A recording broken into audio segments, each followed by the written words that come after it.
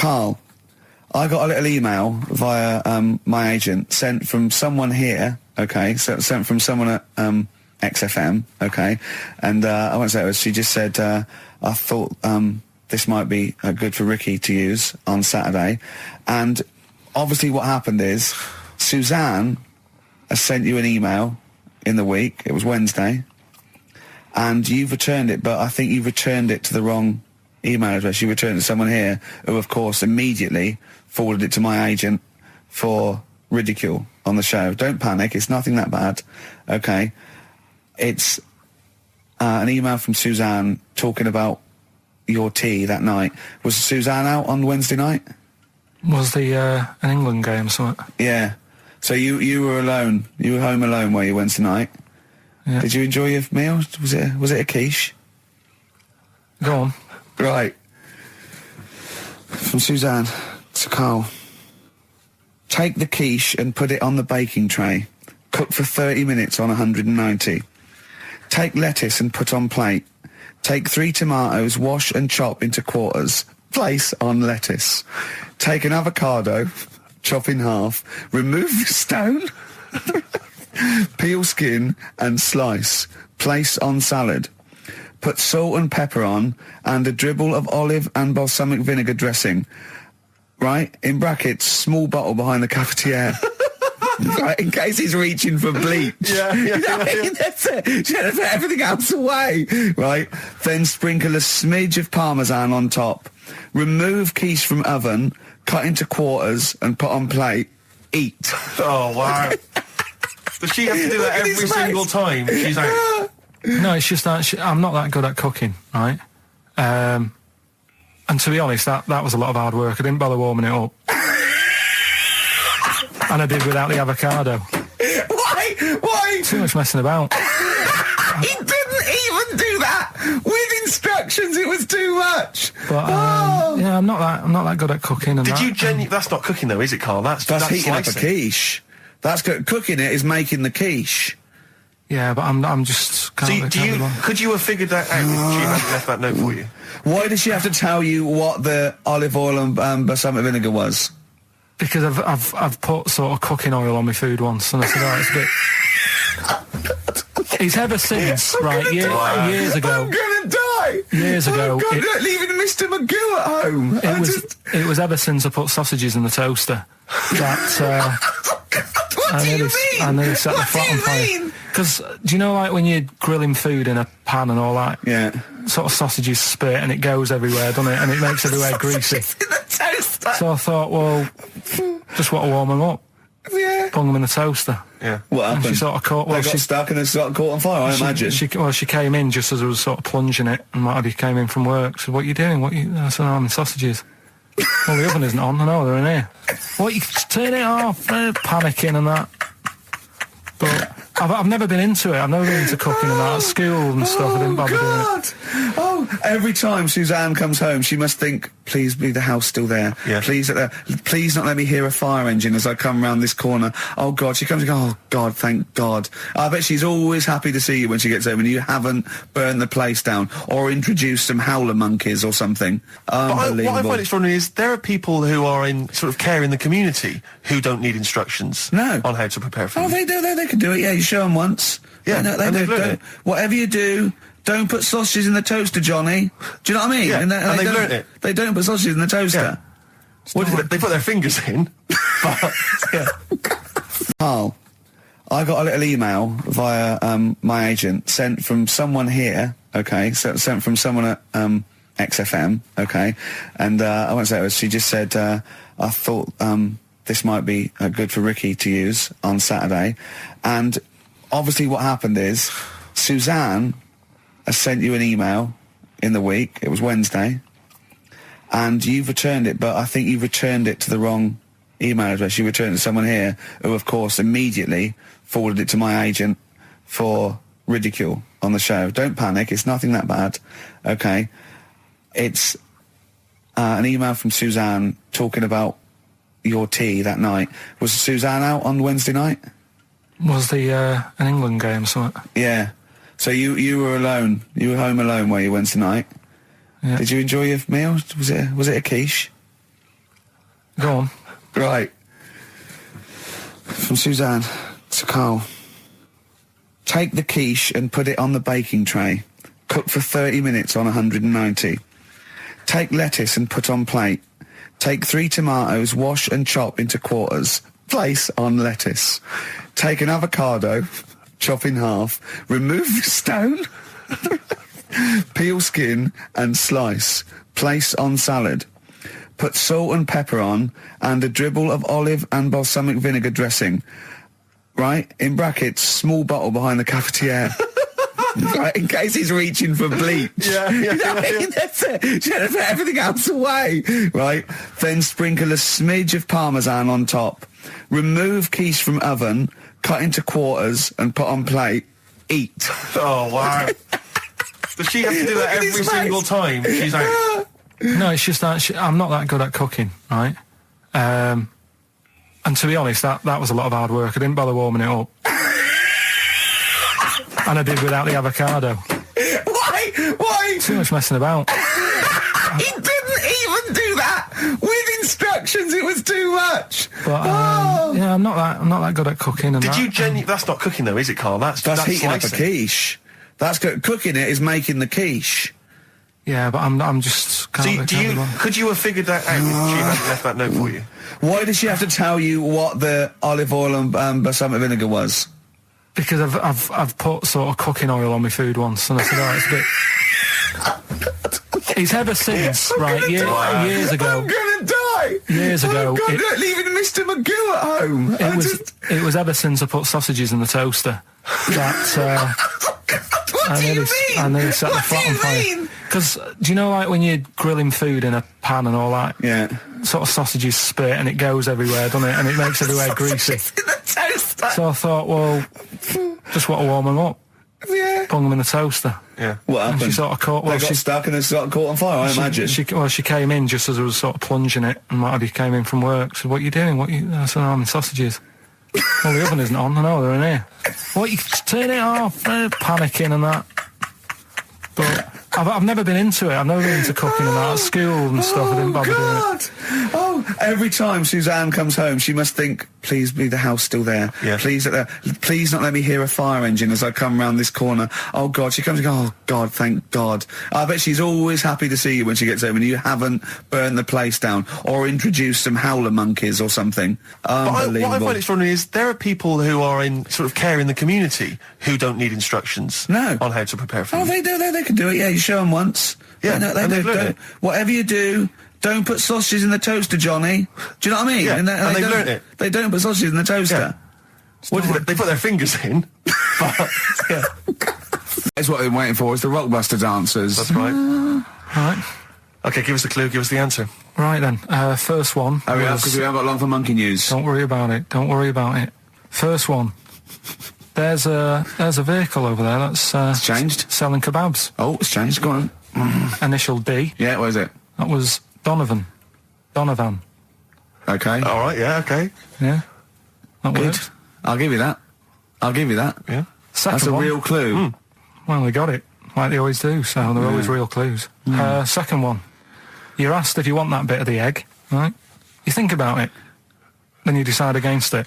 I think I know this one. What was the initial again? Y-O. Is this John Lennon's wife, Yoko Ono? Yeah, that's right. I think that was her name, Yoko Ono, wasn't it? Yeah, it's Yoko Ono. It was Yoko Ono. No. You've got it wrong. You're thinking about it. You're asked if you want a bit of the egg. Yeah. You go, yolk. You think about it. Oh no. Oh, so you say it twice, you stutter. So No, it's no. Yoko Ono. No, you didn't No, her wrong. name's Yoko Ono, though. Yeah, Yoko Yeah. Ono. Listen to the clue again. Okay, no. Listen to the clue. So what you say is, do you want this bit of the egg? You think, oh, the other bit. No. Yolk. Oh no. That's Yolk. right. Oh no. Yolk. Oh no. Yolk. Oh no. Oh yolk. Yeah. Go on. Brilliant. Yeah. Okay. Yeah. Yolk. Oh no. Yeah. Go on. It works Yeah. perfect. Next. Yeah. And the last one was... Your point was more that weren't you interested in why swearing people find it offensive? Yeah, a little bit. Because that seems obvious to me. Because you were saying yesterday that you never understood why people find it offensive, weren't That's you? right. Yeah. But I know. Well, yeah, carry on. Yeah, but that's what I was saying to you, why you can't do it on the radio, because people find it offensive for some reason. I don't agree with it, but some people do. Yeah. I'm saying everyone swears. Bleep it out, I would. Well, this Bleep it out. Bleep it out, that's my theory. But you say that everyone swears. Not everyone does swear. I don't know why you've got this in your head that everyone swears. I'm convinced everyone. What? Everyone? Like, you know, religious people, religious leaders? Jesus. I bet Jesus swore. Right. What's your evidence for that? No, I'm just thinking, I mean, things are better now than they were back then. Right? Right. He's wandering about in his sandals, getting pebbles stuck in there and stuff, and that's annoying. Nails in his hand, that must have hurt. What I'm saying is... That's offensive. No, it's not, though. That's blasphemous. No, but what I'm... Don't laugh at the crucifixion. Play a record. I'm not laughing at that, though. That is terrible. I'm just saying... No, you can email in, if you want to complain. Karl. Yeah? .xfm.co.uk. Wasn't offensive, though. I'm just saying it's a fact. When you stub your little toe... You let out a little effing and jeffing. And what do you think he is? He is an effing and jeffing? So the kind of ancient Hebrew version of effing and jeffing. Ooh. Midshipman Knowles. Now, Karl, we're going to do another edition, I think, of Wish You Were Here, because that really cheered you up, didn't it? So, where else you been? Have you been, you've been around Europe, haven't you? You've been to any hot country? You've been to Greece? Turkey? Done Turkey, yeah. Yeah. Been to Turkey. Little fellas. Little midgets working in the canteen in the hotel I was in. Okay. Astley and Suzanne as well. Okay.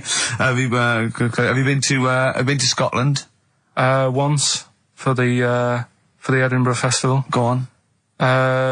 That's where I looked out in my hotel room, saw a traffic warden putting a ticket on some bin bags. Brilliant. Because they'd gone into the road. So that's Turkey, Scotland. What about places here? Have you been to the West Country where have you been to my neck of the woods, Bristol? I haven't been around. What else is around there? Bath? Been to Bath, yeah. Yeah, what do you make of it? Once you've been, probably don't need to go again. Because it's sort of old and they don't change anything. Okay. Do you know what I mean? That'll be the Roman spa he's talking about, Right. I think. What about Brighton? Not gay people. Right, okay, thank you. Next week on Wish You Were Here, we'll go to some other places where there are gay people. Fascinating. Brilliant. Another extraordinary insight there. Karl. Right. Can I do a little psychological test on you? On me? Yeah. Okay. It's brilliant, this. Someone emailed it in. Brilliant. Right. Little story with a question at the end. Okay. Right? Right. This is going to be so annoying. No, it's not, honestly. Well, it is, because you're going to think it's science and it's going to be trite. Alright, well... Go on. Right. Little story first, right? There's this funeral, right? And this girl was at a funeral. Same funeral? Yeah. Right. It was a mother's funeral. Oh, yeah. Right? She met this fella who she didn't know, right? But she thought this fellow who she met was amazing. She didn't know him, right? But she thought he was brilliant, right? Like a dream fella. Right. And she fell in love with him, right? But never asked for his number, his phone number, right? And she couldn't find him. Now, a few days later, the girl killed her own sister, right? Yes. Question is, why did she do that? Okay, well, it's one of those stupid things then, isn't it? So it's not logic, it's what am I thinking? No, it's not. Seriously, it's a proper real mental logic. test. It's a proper mental test. A mental test? It is a bit mental. So you understand the story, yeah? Kind of. Let me just get it right. So there's a funeral. A girl goes to the funeral of her mother. Yeah. She meets the guy, or she meets the guy at the funeral. She meets the bloke. He looks all right. I fancy a bit of that. Right. Has a chat with him. Yeah. But doesn't get his name, doesn't get a phone number or anything. So to cut a long story short, the things are asked, right? So the reason she kills her own sister, is this something to do with finding out something about the man she met?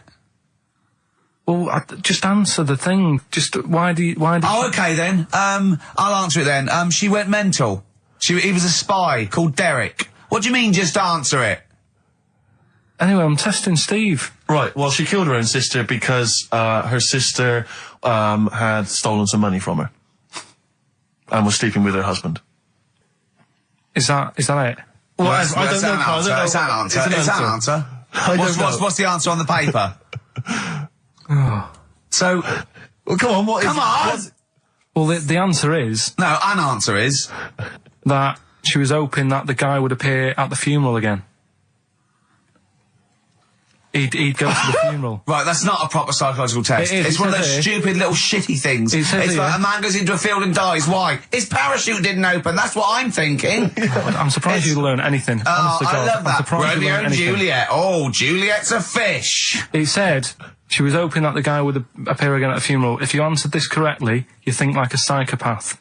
This was a test by a famous fella, right, who used it on killers, and most of the killers got the answer right. Did you also think that? Was that the answer that you gave when you first read it? I didn't know. But I wondered what you would have got. Good, so that's proof that I'm not a psychopath. but that's the point. But it's a psychological test for looking at something very, very specific. What's up with that? Well, what was the best that could happen? That he'd got it right, so he is a psychopath. Monkey news. Play the jingle. Okay. Oh, chimpanzee that monkey news. Right. Come on. Come on. Should be ready, Karl. That's amazing, isn't it? It's like Nicholas Witchell.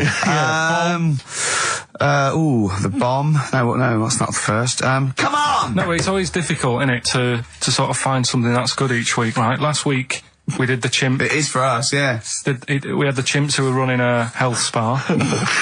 Yeah. Right. We've covered the one who nicked a car to go on to Spain. Yep. To sort his future out.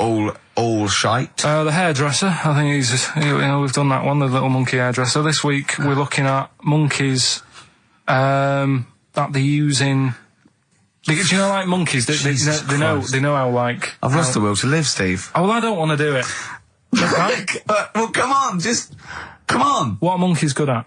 What are monkeys good at? Yeah. Well, running small businesses, cutting people's hair, and driving cars. Yeah, they love Spain. Oh, and foiling bank robberies. Yeah, they're great. Well, something else they're good at, right, is like weighing up the situation.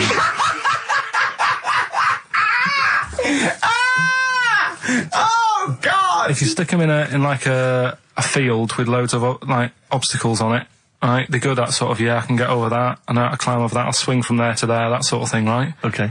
So the people in charge of somewhere, I've thought... somewhere! Come on. I've thought we can use that skill, right? And what they've done is they've got a load of little monkeys, right? They've given them an IQ test. Yeah. And the ones that score above 80, right? Get to produce this show next week. Join the army. Right. How do they join the army and what do they do? They just, what they do is they set little obstacle courses up for them. They do that. They do a cross-country run. They do, the IQ cross-country test. run? Yeah. Okay. And then once they've done all that, they make them a little uniform, made to measure little uniform. Slightly longer arms, shorter legs than usual, yeah. Yeah. And, basically then they taught how to use a gun and that sort of thing. Yeah, of course they are. You're talking rubbish again. This came through literally, pretty late on, so... So you've not had a chance to corroborate all the facts, as usual? Just have a look. Right, it's the bit I'm looking for is, well, A, why are they doing it? Why are they doing it? Yeah. Why do we need monkeys in the army? And secondly, why are we giving them guns? I'll just check to see if any of that I love that we only let gays in recently. Yeah. Talk amongst yourselves. Yeah. Just have a look. I can't read it. That's too much pressure. Well, it's rubbish. But it's rubbish. They don't get it. It's the way that there are things there are animal cores, right? There are horses, there are dolphins, sea lions. There are lots and lots of animals in the army, but they don't have to pass an obstacle test as such, and they're not taught to fire guns. You straight away assume that there's going to be loads of squads of men and then just one little monkey in the middle. Like, he came second on the test. He's in, boys. What do you think, Steve? You've read it? Well, as ever, Karl, this is an arbitrary email sent by one of our listeners. You know what Ricky and I think of them. and so we're not really basing this on hard evidence. We're basing it on the ramblings of one of our listeners. Rubbish. Once again, lazy, rubbish, uncorroborated, nonsense. The stupid test that you got wrong. Rick, that sounds like monkey news to me. We've had some tears and laughter. I mean, the only real thing that we learned from today's show that's corroborated and is absolutely true is that, remember, Mancunians take off more sick days than any other area. 11 days per year compared to sort of like 8 Liverpool. And from that we extrapolate, do not trust Mancunians. Well, I'm not saying that. I think that's a bit harsh. I'm saying, you know, make sure you get in writing that they're not going to have more than sort of like the average number of days off per year. Yeah. Or if they start taking loads off, fire them. Yeah. Do you know what I mean? Right, Karl, you've had a good day? We're going to end with a beautiful song, aren't we? Just to show we're all still friends. To Jimmy Webb and his version of Galveston. See you next week, I guess. Bye. He seems to be a little bit happier. Last week, I mean, we were worried about you. You sort of slipped into some sort of like weird depression. You played placebo twice, so you weren't concentrating. I know you're going to say that me and Steve were annoying you, but, you know, that's an easy excuse. I mean, I think the listener can make up their own minds. No. It's just like I say, you know, it's like a murderer, right? He might not have done that if it was a different day, if the sun was out or whatever, and everything just happened at once that wound me up. Right. So it was like a crime of passion. You'd be let off because those sort of you'd never put yourself, say, in a position again where you'd have two people trying to wind you up for, you know, the sake of fun and laughter for the public on a tin pot radio station between 1 and 3 every Saturday. Yeah, but you'd never do that again, would you? Last week it wasn't just for the listeners, it was for you as well, between 12 and 1, before we were even on the air. Why? You were winding me up then, do you know what I mean? Having a discussion. It's alright, I'm used to it, so it doesn't matter. But I found out that I can't do this job anymore. I can't do these sort of jobs where you've got to be happy all the time. Well, you don't have to be happy all the time. No, you do, You really. forget that for the... Yeah, but I can't. Do you know what I mean? I've got things going on in my head. And do you think when Bobby Davros had a bad day that he doesn't go on stage and give 100%? No, but that's... Do you think Les Dennis let all that stuff get in his way when he did that theatre tour to the people in front... Sometimes he had audiences of up to 15 people. Yeah. And he just went, it's them. It's not a private life. Forget that. Bang. Yeah, but good on him. Yeah. He can do that. But what I'm saying is I can't. He's a professional. So I was talking to Suzanne about it because, you know, it did get me down last week. Suzanne's your therapist? Minder. Yeah. Saying to her, you know, I can't do this sort of job. Normally what I do in the week, you know, I'm tucked away in the studio. If I'm annoyed, no one knows about it. I get my head down, I get on with it. I do, you tell them. Go on. Next. You know what I mean? Next. Right, but what's your point here? So every Saturday you've got to come here, you've got to... be happy, we've got to go, oh, Karl, are you alright? Oh, you're right, your hair looks nice. No, but you know what I mean? That's the first time, innit? Normally people listening go, he's a happy fella, do you know what I mean? They never think you're a happy fella, Karl. Well. They've never heard you laugh. No one has ever... seriously, we get emails all the time, no one's ever heard you laugh. Yeah, but I'm still happy, you don't have to... Well, are you? Yeah. You don't look happy. But anyway, that's the problem with this job. And, I was thinking about it, if do you know, like, if you're a doctor... Sure. And you're on a plane and something happens... Yeah. Even though you're on holiday... You might have to save someone's life just because you can. Next. And I'd be thinking, I'll keep quiet. Sure. I love that. Yeah. See, that's one of the reasons why you didn't actually qualify. as a surgeon. Yeah. I mean, you can still do your consultancy stuff. Oh, sure, But, you know, you don't actually want the knife in your hand anymore. Brilliant. So you're giving this up, are you? Sorry, and how is a doctor on a plane comparable to this? Because that is just the same situation. Do you know what I mean? He's probably got in his head, he's shut off, he's ready for his holiday. He's going to Hastings for a night. Someone, you know, has a little bit of tummy trouble or a heart attack or whatever. Yeah. And is he a doctor on the plane? And he's like, he's going on holiday. Do you know what I mean? I've got to loosen his tie. Yeah. I can't do that. But what I don't understand, Karl, is you get paid to do this. It's not like we're forced, it's not like it's your holiday. You know that this is your job of work. This is paying for your new kitchen. Exactly. Yeah, but I've got the kitchen now. It's done, innit? Right. Yeah. Builder's in the flat. He's been annoying me. Of course he has. Of course he has. What's he been doing? When he turned up on Monday, right? Yeah. Wanders in, and the first thing he says to me is, said, the pub across the road, is it any good? I said, well, it doesn't matter, does it? You're working on the kitchen. Think of saying that to a builder. Probably making conversation. Probably meant, do they do a toasted sandwich? Because I've got a half-hour lunch break. Not an hour, like Karl Pilkington. So I'll probably then get a nice, you know, cheese and tomato sandwich. Is that genuinely what you said to him? Yeah. So Suzanne had a go at me saying, why have you said that? He hasn't even started on it yet. I cannot believe that. You're unbelievable, Karl. And you say it's us that are rude, crass, I wasn't being faultless. rude. I just was letting him know. Do you know what I mean? I know what he knows what he was there for. He had it down on his little docket. Do the kitchen this week. Yeah. He didn't come there and go, what did I come out for? Was it to go to the pub for a week? Why am I wearing these overalls? Yeah. Who's the little bald mank twat insulting me? Let me just check. Let me call the head office. I wasn't having a go, though. I mean, they should have finished it yesterday, and they're there now, right, on their own. And what annoyed me is they turned up late today. Hold on, Carl, I've just realised something. They're probably listening to the radio. This, I assume, tuned to XFM, isn't it, in your kitchen? Yeah, but they don't know it's me, do they? You know what I mean? No. They'd go, he's got a whiny mank voice as well. So's the bloke who owns this place. And the bloke who owns this place, when I said, what's that pub like across the road, said, well, you won't be bothering that. He's working on this. No, he won't be able to put two and two together, will he? You've suddenly, the penny's dropped, doesn't it? You've suddenly realised. Look at his face! Yeah. He's suddenly realised they might know it's him. And they could be listening, and they're going to clean you out, mate. Oh, if you are the builder working in, where is it? I won't say the address, but it's Central London, isn't it? Yeah. Go mental. Have whatever you want. Opposite that pub that you like, He'll probably be in there now, so he won't be listening. Oh, insulting a British workman. He should have been in today. Mental. He should have been at 8 this morning, Just which annoyed me anyway. mental. Why? I really don't understand why they've got to start so early, right? Yeah. But he said he'll be there for 8, turned up at 9:30, right? Wanders in, and what annoys me is, he could have left all this downstairs. He had a paper under his arm, one of those crossword books, and a pot noodle.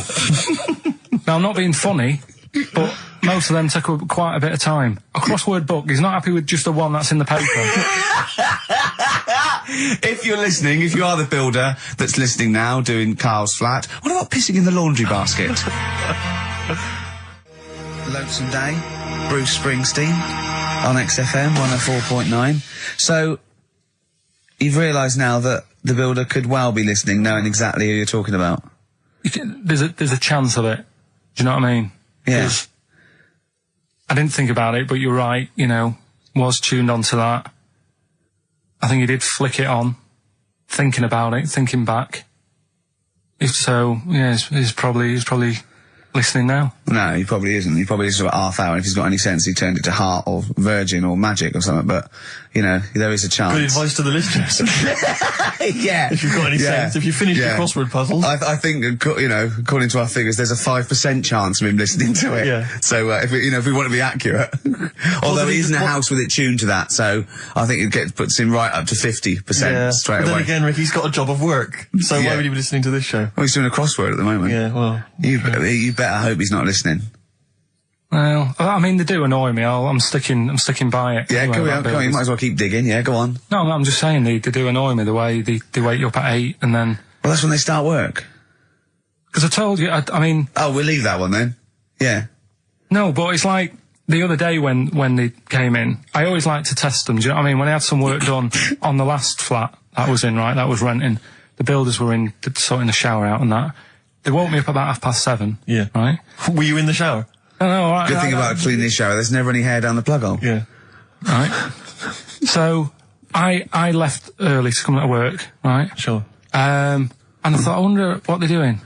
I wonder if they have started. So I walked back to go back in. They'd left the flat and they were outside having a Starbucks. And it just annoys me that they couldn't do that first. Do you know what I mean? Have your breakfast first, then come and wake me up. But don't wake me up to then get me out of the flat and then say, right, let's go and have breakfast. Well, they've probably got to get in, haven't they? What for? What for? They can put all the tools in the little lobby bit. Do you know what I mean? Yeah. Just winds me up. Sure. Now, the thing is, the guy today who's doing the tiling, that's narrowed it down a bit more, right? When I knew he was in there, I went out for a bit, had a cup of tea and a bacon butty, right, at a cafe. And I went back and I was really quiet, put my key in the door and opened it really quick to see what he'd be doing. And he had actually started work, so fair play to him. What if he'd just been exfoliating himself naked on the kitchen floor? Yeah. I'd say, right, caught you. Don't use my exfoliate. Yeah. So, yeah. Go through if you're listening, go through the wardrobes upstairs. Go through the wardrobe, get some stuff, yeah. They won't get anything. I've put everything in places where they wouldn't think of looking. For jewellery and stuff. So you're thinking that where have you put the jewellery? I'm not saying. Go on. So you're thinking that they're going to thieve from you as well? Okay, so if you're listening, don't think about the obvious places when you're looking for the jewellery. No.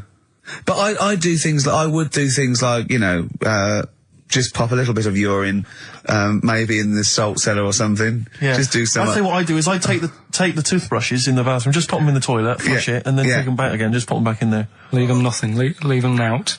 When they were coming last week, I brought the biscuits to work.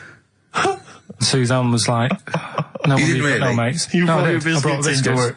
No, it wasn't a tin. It was just a packet of good quality cookies. Good quality cookies. Yeah, you thought I'll be down if they're out Oh, God. But that's what Suzanne always says. Don't know, why you like this, because it's not as if you've been sort of harmed as a kid or anything. But I like the fact that you just once said to us that you don't need friends. You don't like friends because they're a bit of a pain. Because they call you up and they want to be with you. Yeah, but mates are a hassle. I woke up today, right, and I think it was might have been on 5 Live or something this morning in the bedroom, right?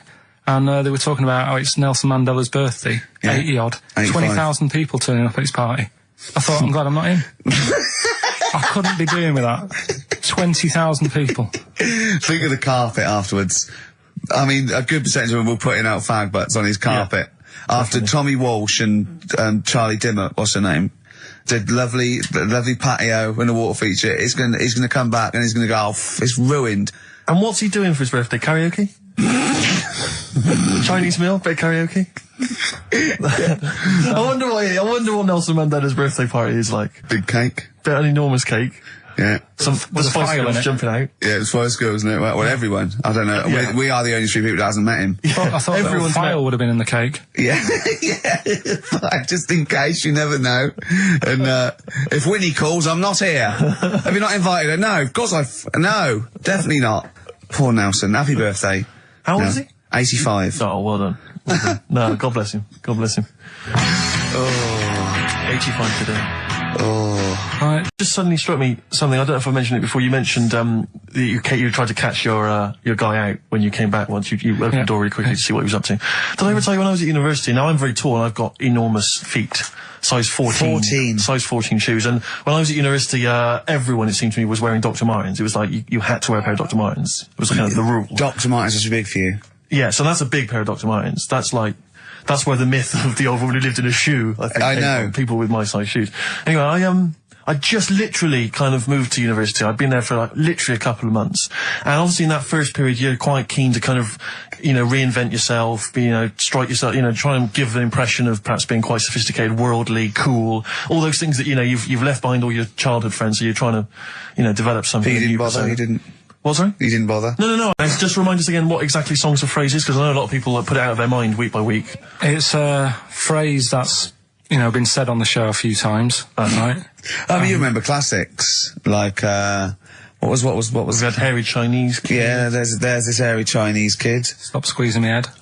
Karl, you're an idiot. Karl, you're an idiot. Yeah. Some classic phrases. Classic phrases. And so you use various old-time songs and you put them all together and that spells out the phrase. Before we play that, let me tell you now, you can win. Look forward to this. What's this? The new album from the Star Spangles. That's called Bazooka. Is that out, is it? Never heard. When's Bazooka out? Never heard of it. Never heard of it. The best summer holiday album in the world ever. You've got the treats on there include the Fast Food Rockers and Laz Ketchup. Yeah. I'm waiting for their second single, because I don't know what that's going to be about. Sure. Is it going to be a bit more fast food? Maybe like Pret a Manger? Yeah. Yeah, lovely. This is very good. Yeah, 2 disc set, the best of David Bowie. Inspiral Carpets, the best of them. Still don't know how they spring that over 3 CDs. No idea. Bowie's is one. Yeah. We mentioned it last week, the American Song Poem Anthology. That's kind of a kooky collection of songs. And we've also got a couple of DVDs here. Stephen King's Rose Red. I've never heard of it. Straight to video. Yeah, made for television. Yeah. Will never be seen at the cinema. And I'm sure there's a lot of nerdlingers listening, so they will be loving Richard Dean Anderson in Stargate SG-1. Yeah. Free inside, there's a collector's card, plus you can win some exclusive memorabilia. Brilliant. So I think a pair of their... Right, all you've got to do is listen to these, 13 songs, probably, to a well-known stupid phrase. It's only seven different songs, right? Well, just get the most you can. Just be rough. Artist or song, it'd do, right? And the phrase is about me dad nicking from telephone boxes. Right. You got to give them a clue, because they've got to know what they're listening for. It's hard enough when you know. Dad is never going to stop robbing from. Please welcome to the stage, Mr. Karl Pilkington. There's a fella who was in a coma for 20 years. Just they kept taking him through the normal day. They take him to Alton Towers and stuff. Doesn't know anything about it. Just kept going through the motions. Don't know if they kept charging him. kept putting him through all that. He eventually came out of it. 20 years. And went, stop taking me to Alton Towers, it's shit. I just thought, imagine how much post he had. Eh? How much post?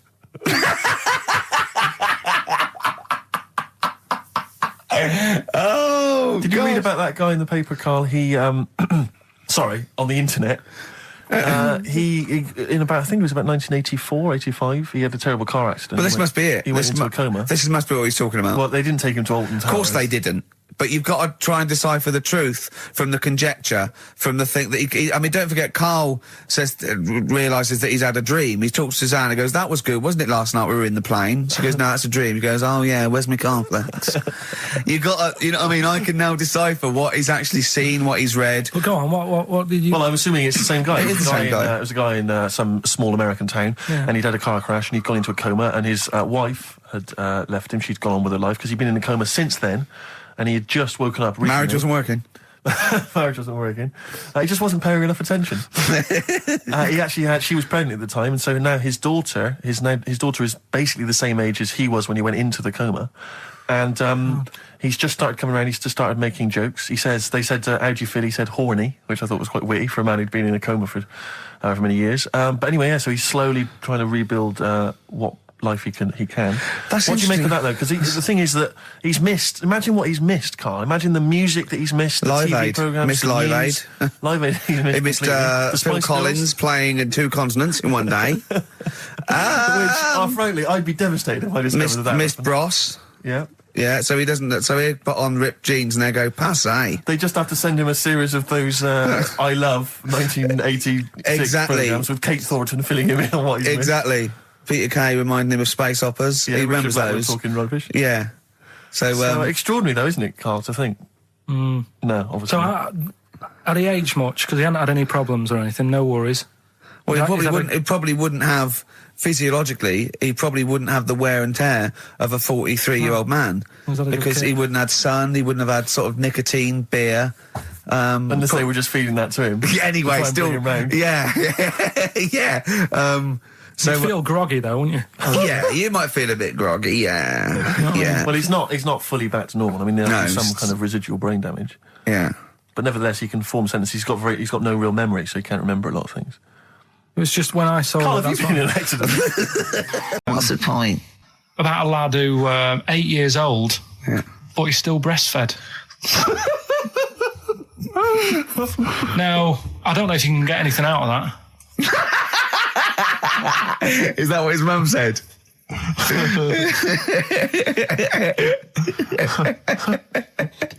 do you mean, I don't know if I can get anything out of that? You don't need to. No, it's just that, you know... Where did you read that? That was on the internet. Oh, well, yeah.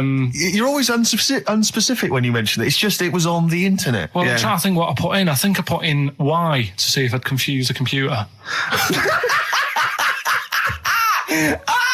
Go! You are... No, honestly. I did a search, put in Y, and he came up with funny things that, like, why is this person doing that? Why is that? And it had a picture of this 8-year-old lad, sort of, you know, on his mum's nipple. And it was saying, you know, is this healthy? You sure that wasn't asking you that question? What? I put in Y just to confuse the computer. Like, we go, what do you mean? Yeah. Stop it. Yeah. Oh, look, last week, I was walking home with him, and I went, he was saying something stupid, and I went, I've got a competition for next week. Let's do a phone-in, and it's called Karl Pilkington, Genius or Fool. Yeah. Right? And he went, No. I went, why not? He went, well, it'd be confusing because they say there's no difference between genius and being a fool. We do though, don't we? No, but it's rubbish, and people say there's a fine line between madness and genius, and you know, it's a ridiculous soundbite. They don't say there's a fine line between a genius and an idiot. Well, the people who do are idiots. Yeah. So what would you do there, though, just to sort of wrap that little thing up? What would you do? That lad loves his mum's milk. What are you asking me to come up with? No, I'm a just... title for the story. No. It's just what would you do? Right? What do you mean, what would I do? Well, it's causing a bit of a problem in the area, right? What area? In America, I think it was. Oh, America are a problem, are they? George Bush is worried about this kid who's breastfeeding at 8. Imagine it like this, right? Right. No, so, Carl, what are you asking me about this spurious story you saw on the internet? I saw on the internet, there's an 8-year-old lad, he likes his mum's milk, and he's saying, is this right? Should it No, be it's going not. on? But what do you want Ricky to do about it? It's not his responsibility. yeah. No, but the little town that he lives in, they're all causing an uproar, right? Going, this isn't right. You know, I can't let my kid play out in case he's in the garden with his mum getting a bit hungry, right? So, what should they do? Because his mum's saying, well, he likes it. Yeah.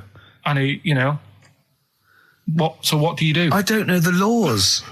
No, but I'm not asking you to sort out the laws. I'm just saying, if you lived in that neighbourhood, what would you say? If you went up to him and said, look, everyone's getting a bit fed up with this, look. I'd say, what would I do? What do you mean, what would I do? what are you asking me? Right, it doesn't matter. No. What are you asking me? What are you asking me and Steve and the I'm public? just saying, say if you live next door to this woman. Yeah. Right? The kid's hungry, 8 years old. He's out playing on his bike and he goes, Mum, I'm getting a bit peckish. And he goes, all right, son. She whops one out. And he starts having his milk, right? You live next door, you're putting your washing out and you see this going on. You're getting a bit sick of it because it's gone on for months. 8 years, I assume. Why is it your business? Why are you such a nosy neighbour that you're concerned? What would you do, Carl? Let's turn it back on him. Yeah. What would you do? What's your solution? What would you do? Well, I thought I'd say, right, why are you doing this? And she'd say, because he likes it. And I go, all right then, put it in a bowl first. And you think that would sort that out? No, because I was thinking about the whole thing, right? And you do that when you're a baby and everything's all right, innit? Yeah. No one bats an eyelid at a little baby having a bit of milk from its mum's breast, right? Yeah. You'd almost say it was natural. But you grow out of it.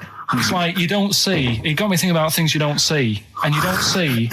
Did you put this into a computer? Show me things you don't see. What else don't you see? Well, you don't see like an old man having a Twix. You never. So what? You know the terrible thing about all this, Steve, is he's right. You don't see an old man I eating a know, Twix. that's a terrible thing. So what they have got, right, they've made old man toffees, haven't they? They've come up with Gervais. Is that a song? Oh, God. You don't see an old man. So they've got their Werthers, right? Yeah. So, look at him. You think he's giving a lecture at Oxford? It's not going anywhere. No, go on, sorry. Go on. I'm just saying, right. You grow out of things. Yeah. And the old man, I'm sure when he was a kid, he'd have a Twix. Yeah. And now it doesn't look right, so he's having... It doesn't look right. So... Right. I don't think Werther's originals were specially designed for old people. I think they were sweets that just happened to have been made for years. That's why old people eat them. Yeah. They didn't go, hang on, there's a market here. I've noticed old people aren't eating Twixes. Quick, let's make some old man sweets. But the little advert, he gives it to his grandson as well, doesn't he? He goes, I have a Werther's original. I think it cuts though before he throws it back in his face and goes, get me a Twix. I used to sell mackerel. Did you? Yeah, I had a pet magpie Did you? called Maggie. Oh, pet magpie. You mean you captured it and didn't let it go away? Yeah. Can't have a pet magpie. But then it got really vicious. I mean... Well, it was fine. Let me go. What do you keep it in, a rabbit hutch? No, it flew around, but it used to just like come to me all the time. But then it started pecking my head and stuff. That's not a pet magpie. That's a bird in the garden. No, but I could actually, I could hold it and stuff. It wasn't scared of me, and it knew it was me. It used to come down from like the top. It hated you. That's why it wanted to peck you. Is that? And the other thing, I always remember being younger and like walking through the woods to school with my mum, and like, I was chasing a butterfly, and she said, "Oh, don't do that, Karl." And I said, "Why?" She said, "Because they only live a day." I said, "Oh, all right, I'll get a dead one in the morning." That's genius. That's great. That's quick thinking, isn't it? Oh, no, that's sweet. Let's play a song. I've got that feature educating Ricky, which is a bit of a play on words as well. Right? Do you know the film, Steve? Educating Rita. Yeah. I see what you've done. Go on. I'm doing that, and I teach Ricky stuff. What do you teach me, Karl? Well, I've got a few different topics. Go on. Do you know, like how you taught me about Hitler and Che Guevara and Winston Churchill? Mm-hmm. I'm going to come in with topics every week, and this week I've got Ghosts? Hanging bacon is one of the topics. Say that again? Hanging bacon. Hanging bacon? All the titles. Francis Bacon. No, all the titles are sort of named to sort of tease you and get you more interested in it. Hanging bacon? Well, you've certainly intrigued. Go on, what's another title one? Hairy Chinese kid. I'd go for that one. If there was a university degree with that title... Yeah, no, I'm going to go for Hairy Chinese Kid, And I think. the final one, Yeah. Alien gives man a beard. Right. Alien gives man a beard. I am going to burst. Right, listen, Karl, you've got to tell me. Right, first, let's do it in reverse order. We're not going to do it now anyway. What do you mean? We've got to do it now. I mean, this is the first interesting thing you've said in an hour. Okay, the listeners have just been subjected to rubbish and mistakes and everything for the last 6 months. Please, we've got to do Alien gives man a beard. What is that? Tell us that. Right. Sorry, this is just you telling me something, is it? This feature is you telling me something. I'm teaching you something. Educating Ricky. So are we playing it now? We're already into this feature. Well into this feature, are we? Yeah, I suppose we are, yeah. Should there not be a jingle or something? Yeah, can we have a There's jingle? no point, because look, I come up with ideas and you dismiss them straight away, so I'm not wasting my time making stuff. Right. If you don't like well, okay, it. let's play Educating Ricky. Right. Brilliant. Go. Right. So- Ding-a-ling-a-ling-a-ling-a-ling. Educating Ricky. Right, what are we going for then? Hanging the bacon, Hairy Chinese kid, Alien gives man a beard. I think Alien gives man a beard. I'd like to do that. Right, there's this fella, I think it happened in America, and he saw a bright light in the sky.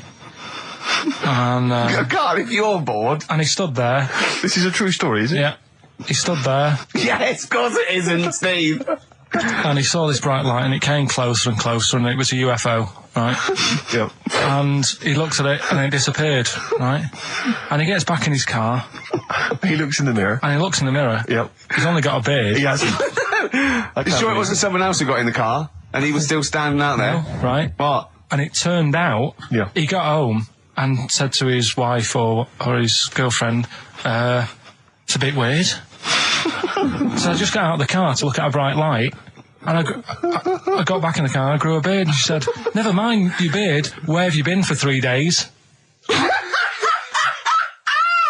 And what had happened is... He passed out because he was pissed. No. The UFO had taken him for 3 days. Yeah. But he'd only thought that he'd only looked at it and it went away. Yeah. But what had happened is he took him and he grew a beard because he hasn't had a shave. Right, okay. I mean, was Will Smith or Tommy Lee Jones anything to do with this at all? Did you see this on a video maybe and thought it was an educational film? No, it's from a book that some kind person sent in to me. Here. Can I just ask again, just again, I'm just throwing this right back at you. Do you think there's any other possible answer here? Right? A man is absent for 3 days from home. He's the grown a length beard. of time that it could take to grow a beard, lest we forget.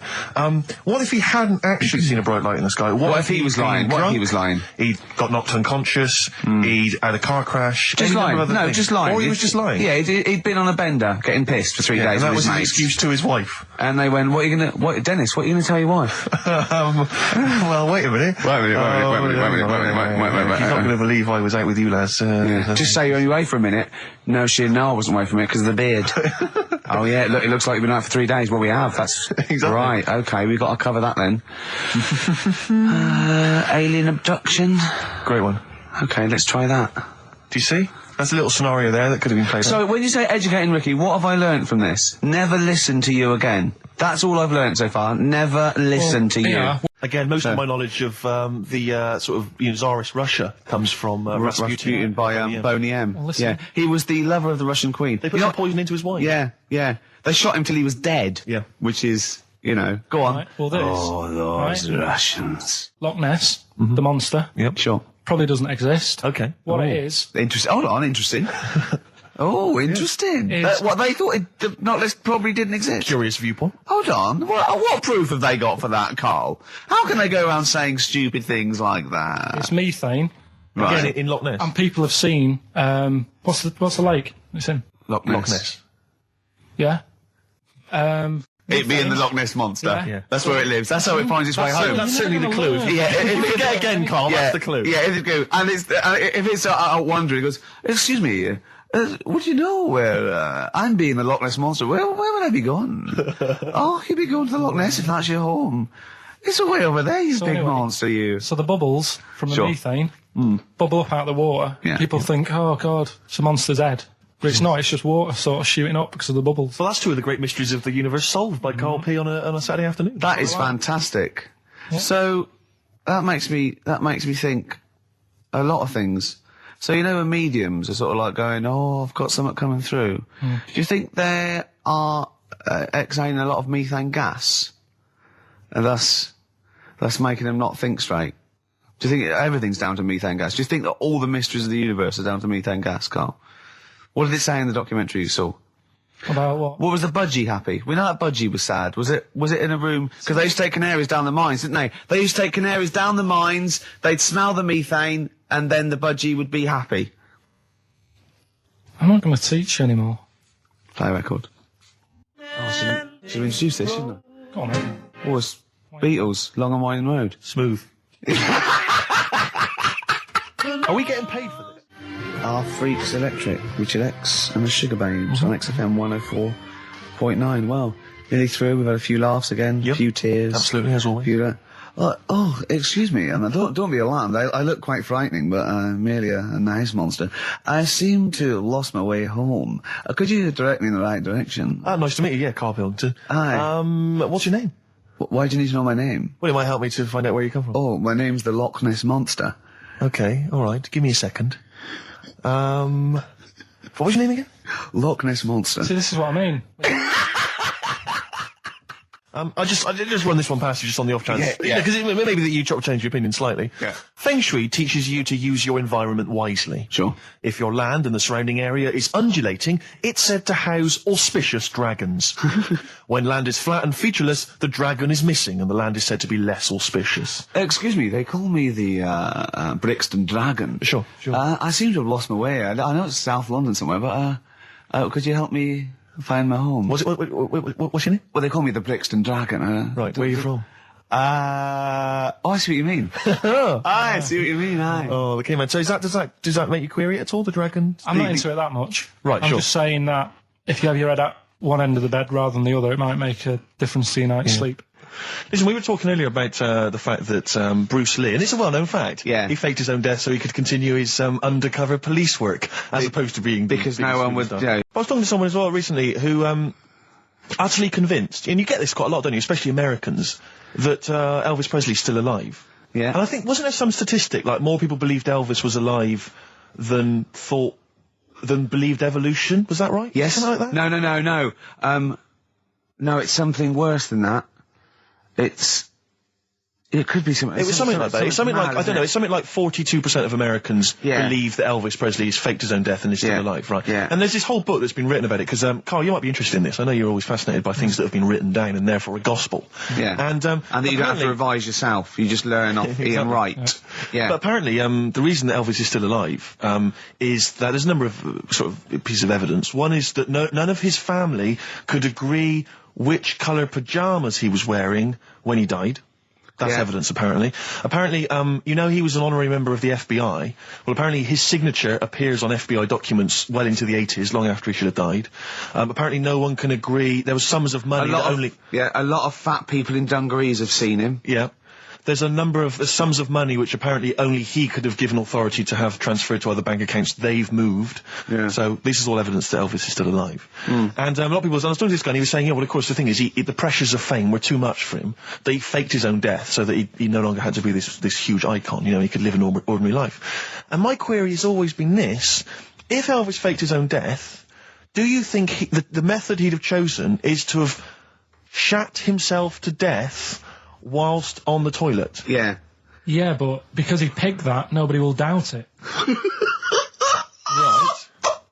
Right. So Elvis went to the FBI. Yeah. What do you make of it? Well, exactly. So what we're saying, Karl, is that there was lots of methods open to him. You know what I mean? It's all like, he didn't go to his secret police and go, "Oh, I'm fed up. I want to fake my own death." You know what I mean? And they go, "Yeah, yeah." And what methods have you got? I like to be found, shit myself down the toilet. You like to do what? I want to be a big fat mother on the toilet, just shitting myself to death. Right, on my ankles. Elvis is a good idea. I'm just wondering if there's maybe something a little bit more glamorous for your favourite death. I mean, you could take a bullet for the president. What? Shit all over him? Just shit? No, crap at all. That'd be what No, you just take a bullet for him, or you could. There has to be shit involved. Why has it got to be? There has to be shit involved. Why has it got to be crap? I want it this way. Make it happen. Yeah, it's probably Karl, head in hand, look. Yeah. He's worried about the things we say. Yeah. Jeez. We haven't offended 1.2 billion people. Yeah. A fifth of the planet. So, Karl, what do you make of it then? Are you convinced Elvis is still alive? Am I getting him mixed up with someone else? Because all Elvis, all Elvises look alike. Because that is true. A lot of Elvises do look alike. That's safe. On his gravestone, didn't they get his name wrong, or is that his brother? Who's his brother? Aaron. That's his middle name. Yeah. You're not an Elvis kind of expert, are you? Hold on, wasn't Elvis one of a twin that died? That died, and I'm sure they got his name wrong on a grave or something. Oh, I don't know. But that's consequently that's proof he's still alive. No, the thing with the still alive thing, like I say, he picked that awkward death because nobody would be saying, hang on a minute, going round upsetting the family, wanting to talk about it because they'd be embarrassed to be saying, he was found sort of in a pile of mess. Weighing 25 stone. Yeah. So... Because you notice he also expanded to a huge size as well, so he was just a huge fat blob of a man. He also did that to add, extra... To the glamour. I don't quite understand these people who fake the deaths, because... Well, a lot of them don't. A lot of them don't, Karl. This is what, in a roundabout way, we're saying. We're saying that a lot of people that say people fake that they didn't, like Bruce Lee and James Dean and Elvis Presley, we're saying they didn't fake their deaths. He did die, didn't he? His head come off, didn't it? Thank God. Who's this? James Dean? His head came off. Oh no, I know where I'm trapped in a toilet with no toilet paper. That's where I am. And I'm thinking maybe I peel off some of the wallpaper, things like that, but there's nothing I can do. I got to go upstairs. Well, exactly, but I'm going to have to go upstairs and find... Toilet paper, was there any? There wasn't. There wasn't? Oh. I'm going to have to go upstairs and maybe find a notepad or something like that. Oh. And so I try the door, right? The door's wedged, and I'm pulling on the door, and I can't get the door open. It's just like it won't come open. And it's already... And I knew it was going to come to this at some point. Like, this is like... The clock's ticking. I'm trying to pull the door open. Trousers around my ankles again. And I'm thinking, well, what I could do is I could open the window, I suppose, and try and climb out, but... Not really, because I got the trousers around the ankles. And that's or if it was raining, just stick your ass out, two birds with one stone. Sadly, it was a beautiful day, Rich. I call it the World B-Day. And so what I'm thinking is, I got my mobile phone in there, luckily, because it's in my pocket. I'm thinking, well, maybe I can phone... I was seriously... Kleenex. Maybe I'll phone the fire brigade. By this point, I mean, just dried. No, it hadn't. It was... Hold on. Was that little puppy not around? Because sometimes you can call that. It's got a little bit wrapped round it. Listen... Or just use the puppy itself. There's 50 million people around the world going to need to hear my voice in 30 minutes. Exactly. And where's Steve? He's not locked in the toilet again, is he? Exactly. Obviously, Ricky doesn't travel on the tube anymore. He's too rich for that. I never did. I always thought it was beneath me. Sure, but I used to walk everywhere. Didn't you? But I'm still forced to. take the tube, and sat on the tube, and it pulled up, and outside the window, just happened to be on the station, was one of the posters with us. So I was kind of there, not realising it was behind me, and these big kind of fat German or maybe Bavarian guys. Well, they're in lederhosen eating sausages. Yes, they were. They're Bavarian. Yeah, they were. And I noticed one of them kind of looked at me, and then looked at the poster, then looked at me, just happened to say it, and wittered something to his friend in German. I don't want to try and do an impression. That's freaking goggle-eye. Oh, wow. I think that... No. But I know what you're thinking it means. It doesn't mean that. Right, okay. It means... What's the rough translation? Elegant boy. Right, okay, yeah. And so anyway, he pointed out the poster, and his That's mate... lanky pissing streak. And his mate burst into laughter. And then we pulled... Well, they've got a great sense of humour, the Germans. Well, that's indeed. the thing. But we rumbled onto the next. We rumbled onto the next station, and the poster was in exactly the same place. And this time they tapped the shoulder of someone else on the train and pointed me out, and that person also laughed. An Italian? There was a French. Was there a bloke with a beret and a little moustache on the other side? Yeah. Was the United? Did you get on the United Nations Express? Just to... Oh, imagine that. Yeah, it was fake. See the freak. Look at his freaky goggle eye. Right, whereas I love the fact that before you were at least pretending to be speaking German. Now this is an Italian with an accent. It's just a guy speaking perfectly good English. So you've not even disguised the insult there. Oh dear. Oh, that'd be lovely. Try and insult me in other cod languages. You could bring Europe together if they just, like, instead of Esperanto, that there was just one common language. The language of freaky goggle eye. I'll tell you what would bring the Europe together is you maybe representing England on the Eurovision Song Contest. That would be great. With a self-penned tune. Should I do that? That would be magnificent. It's got to be worth thinking about. Just about everyone being the same. Yeah, like just about the people Euro being and equal. Everyone, and also mentioning the Euro. Yeah. Yeah, he's doing that. I like all different cheeses. Oh, je t'aime la musique pop. Yeah. La baby belle. Et le cheddar. I mean, I'm not a fluent French. Le grand fromage. Yeah. Oh, it'd be lovely, wouldn't it? And they'll all be there, all in their different. Well, every line uniforms. could be maybe in a different language. Yeah, and what would I wear? I'd wear sort of like a kilt. You'd wear a kilt, but you'd also have on your head one of those kind of big, what are they called? Those big furry hats that beefeaters or whatever wear. Or one of them. Is it kind of a busby or something? A busby. Yeah. Wear one of those, or maybe a kind of policeman's helmet. That'd be Bobby's good. helmet with the kilt. Yeah, you'd have the clogs. I'd wear the policeman's helmet under the kilt, so they just thought I was really enjoying the show. Yeah. We noticed today how much he is simian, isn't It's he? very strange, actually. We maybe should try and get a picture on the website because Karl's arms are particularly chimp-like. It's very, very strange. Because he's got that he's got long downy hair. It's And not the like long extended knuckles. Yeah, and his totally round face that sort of the chin goes back and the dome of his cranium. I think, quite seriously, I know we sort of share about 98.5% of our genetic material with bonobos and chimpanzees, but I think he's got a little bit more. Yeah. I honestly think he's a little bit of a throwback. Just his line, they just kept to this sort of really the ugliest one in the cave and the tree, and he really didn't. He didn't come out of it. I'm not saying you are, I don't think you are. Yeah, you're chimp-like. No, it does annoy me. My hair annoys me on my body and that. Because I've got like hair on me little toes and that. Have you? Then on the legs. Would you see your little toes? Can you pick things up with them? No, it's tried. Okay. Well, that's the finale of this week's show. We're going to see if he can play a record and put the fader up from a tyre while swinging in a tyre, just using his hairy toes. Yeah, I've sort of got hair all the way, but then it just runs out where it should be on the top of your head. Top of your head. Is this part of the reason why you're always uncomfortable about being nude or around naked people?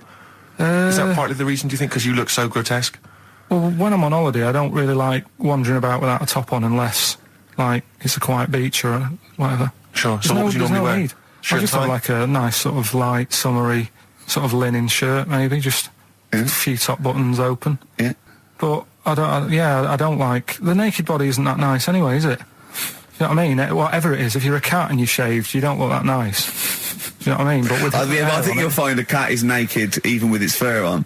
Cats don't wear clothes. No, but what I mean is a bald cat isn't that good. You know it does me head in that I'm bald. I'm not, I wish if I could have hair, it would be nice, but that's life. Would you prefer animals to wear clothes like Mickey Mouse does? Or Goofy? You know that I don't like nudist and all that. We'd love to. You can ask him all the other questions, because Karl, as I said last week, he doesn't feel his own testicles because he doesn't like the feel. Yeah. So, I'd like a doctor to explain to him how necessary that is. And this is truthful as well. I've got a very slight pain around the genital area at the moment, and I think it might be some kind of groin strain, but I'm a little bit anxious, not entirely sure Yeah, what it is. you've been with me twice when I've gone along to get them checked. Yeah. And I go, oh, what's that? Yeah. It's terrible. I mean, but, it's usually... I think you're in a pretty low risk, aren't you? I'd hope so. You're coming out of the 20s. I think testicular sort of... I shouldn't be doing this, I'm not qualified. No. All they said was to me sort of like his 20s and 50s. We're in. Mine sort of felt like they dropped a bit the other week when I was on holiday. I don't know if that's like when you're relaxing or I was wearing shorts a lot. How far? If it's 2 foot, it's too far. I was having problems walking. What do you mean? Why? No, it was just a bit. I had shorts on all day. I'm happy and walking about on the beach, what have you. And then at the night when I put some long trousers on, I was sort of walking like a rickets. They probably like stretch a little bit. Sometimes, I told you when I was about 18, I was scared. I went to the doctor. I felt a pain, right? And because I was doing biology, I thought I'd show off this doctor. I said, I've got a pain. I think it feels like it starts in the epididymis and goes up through the urethra either. And he went, finger up the arse. He said, your jeans are too tight. They're squashing your balls. So we want a doctor like that. So what's the phone number again? It's 0871 222 1049. A qualified What do you doctor. mean your balls dropped, though? We've got to come back to this. I don't know, they just felt like... it's not too bad at the moment. I was all right on the way in, but it was I feel twinges all the time, but you never know whether it's just because they're but they felt like they weren't my own. Do you know what I mean? They sort of felt a bit like these are... There wasn't a bloke standing really close to you, was there? You didn't get them mixed up, did you, on the way back? On the flight back? Someone else has got Well, take a leaf out of nudist books. They just walk around, they've got nothing on it. About nudists. Why? Well, let's play this ad break and that. And Have you had another encounter? If we've got time, I'll tell you about it. Have you really? Oh. Now, Karl, you haven't told us about your holiday yet. You were meant to do it last week and you didn't. You started on this, but we didn't have time because we had to do monkey news about a monkey who was a director who cared about lighting and stuff. Is there more monkey news this week? Is it as... okay. Is it real monkey news? Did it happen, or is it mostly embellishment in your round little head? It's proper stuff. Yeah. Okay. Good. So holiday. Where did you go on holiday? Sardinia. Good. Yeah, it's all right. Yeah. Nice food and that. It's important, isn't it? Yeah. And nice beaches and what have you. Excellent. Always like a nice long beach to walk down. Yeah. But so we're having a nice walk, right? You know how nudists do me head in. Sure. Right. Not a problem though, is it? It's not like being scared of spiders where they might jump out under the kitchen sink at you. You know what I mean? It's not a big problem having your head done in by nudists. Yeah, but it just annoys me. It sort of ruins the day a little bit because it makes me feel uncomfortable. Right. Take your clothes off if you feel uncomfortable. That's much more relaxing. Yeah, but well, anyway, right. So I'm walking along the beach, right? Lovely long beach, what have you? You know, watching the sea, picking up shells and that. And what are you wearing? What's your natural beach club? When he says picking up shells, I imagine he's on all fours going, like that, you know what I mean, looking at things. Just like washing his nuts in the sea to get them tasty. Yeah, going into the sea and then kind of shaking himself so all the water flows off. Yeah. I've just got, flip-flops on, pair of shorts, and like a little light shirt. Sure. Mm. So anyway, walking along, and Suzanne goes, "Oh look," right? And there's this woman, German, I think, coming out of the... How can you tell she was German? Underarm hair? I'll get to it. Forget the underarm hair. She came out, it looked like she was smuggling seaweed. I'm going to burst! Oh, God! And the funny thing is, right, she... Smuggling seaweed! Oh, God! She was a bit hairy down there, was she? Mental. I felt bad because I hadn't had a shave for 2 days, right? Looked at her, it was ridiculous. She might as well have kept her trunks on. It was just like she was wearing furry trunks, right? So anyway, so I'm walking along. So, yeah, go on then. So Suzanne's like, "Oh, look," and I'm like, "Oh, not again," because every time we go away, there always seems to be one of these. Is she by herself, this woman? Well, the weird thing was, she was with her husband, right, but he had shorts on, he was happy, right, but every time, because I walked past her, and he sort of ran off, because he's embarrassed. Do you know what I mean? There's nothing normal about it. What can he do? He can't go, "All right, mate," because he knows it's odd, right? How old was he? Sorry, how old was she? It's hard to tell when someone hasn't got clothes on. Sure. You know what I mean? They always look older, don't they, when they haven't got clothes on anyway. But I'd say she was about 40, 41. Okay, right. So I walked past, and the annoying thing is, she got there on a bike, right?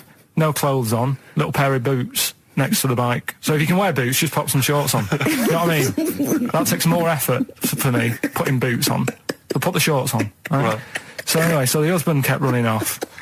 I walked past, and I'm getting annoyed because I'm saying, well, we've got to walk past them again on the way back. I like the fact they're scuttling away when Karl walks past. Like when you lift up a bit of sort of iron sheeting in the woods and loads of mice run away. Yeah. It's like whenever Karl goes, that nudists run away. Yeah. Oh, right, okay. So we sort of come walking back and what have you, and you know, I have another look and what have you, and he runs off again. Why are you another look if it offends you so much? Oh, you might as well just have a look. You know what I mean? If she's putting it on show and what have you.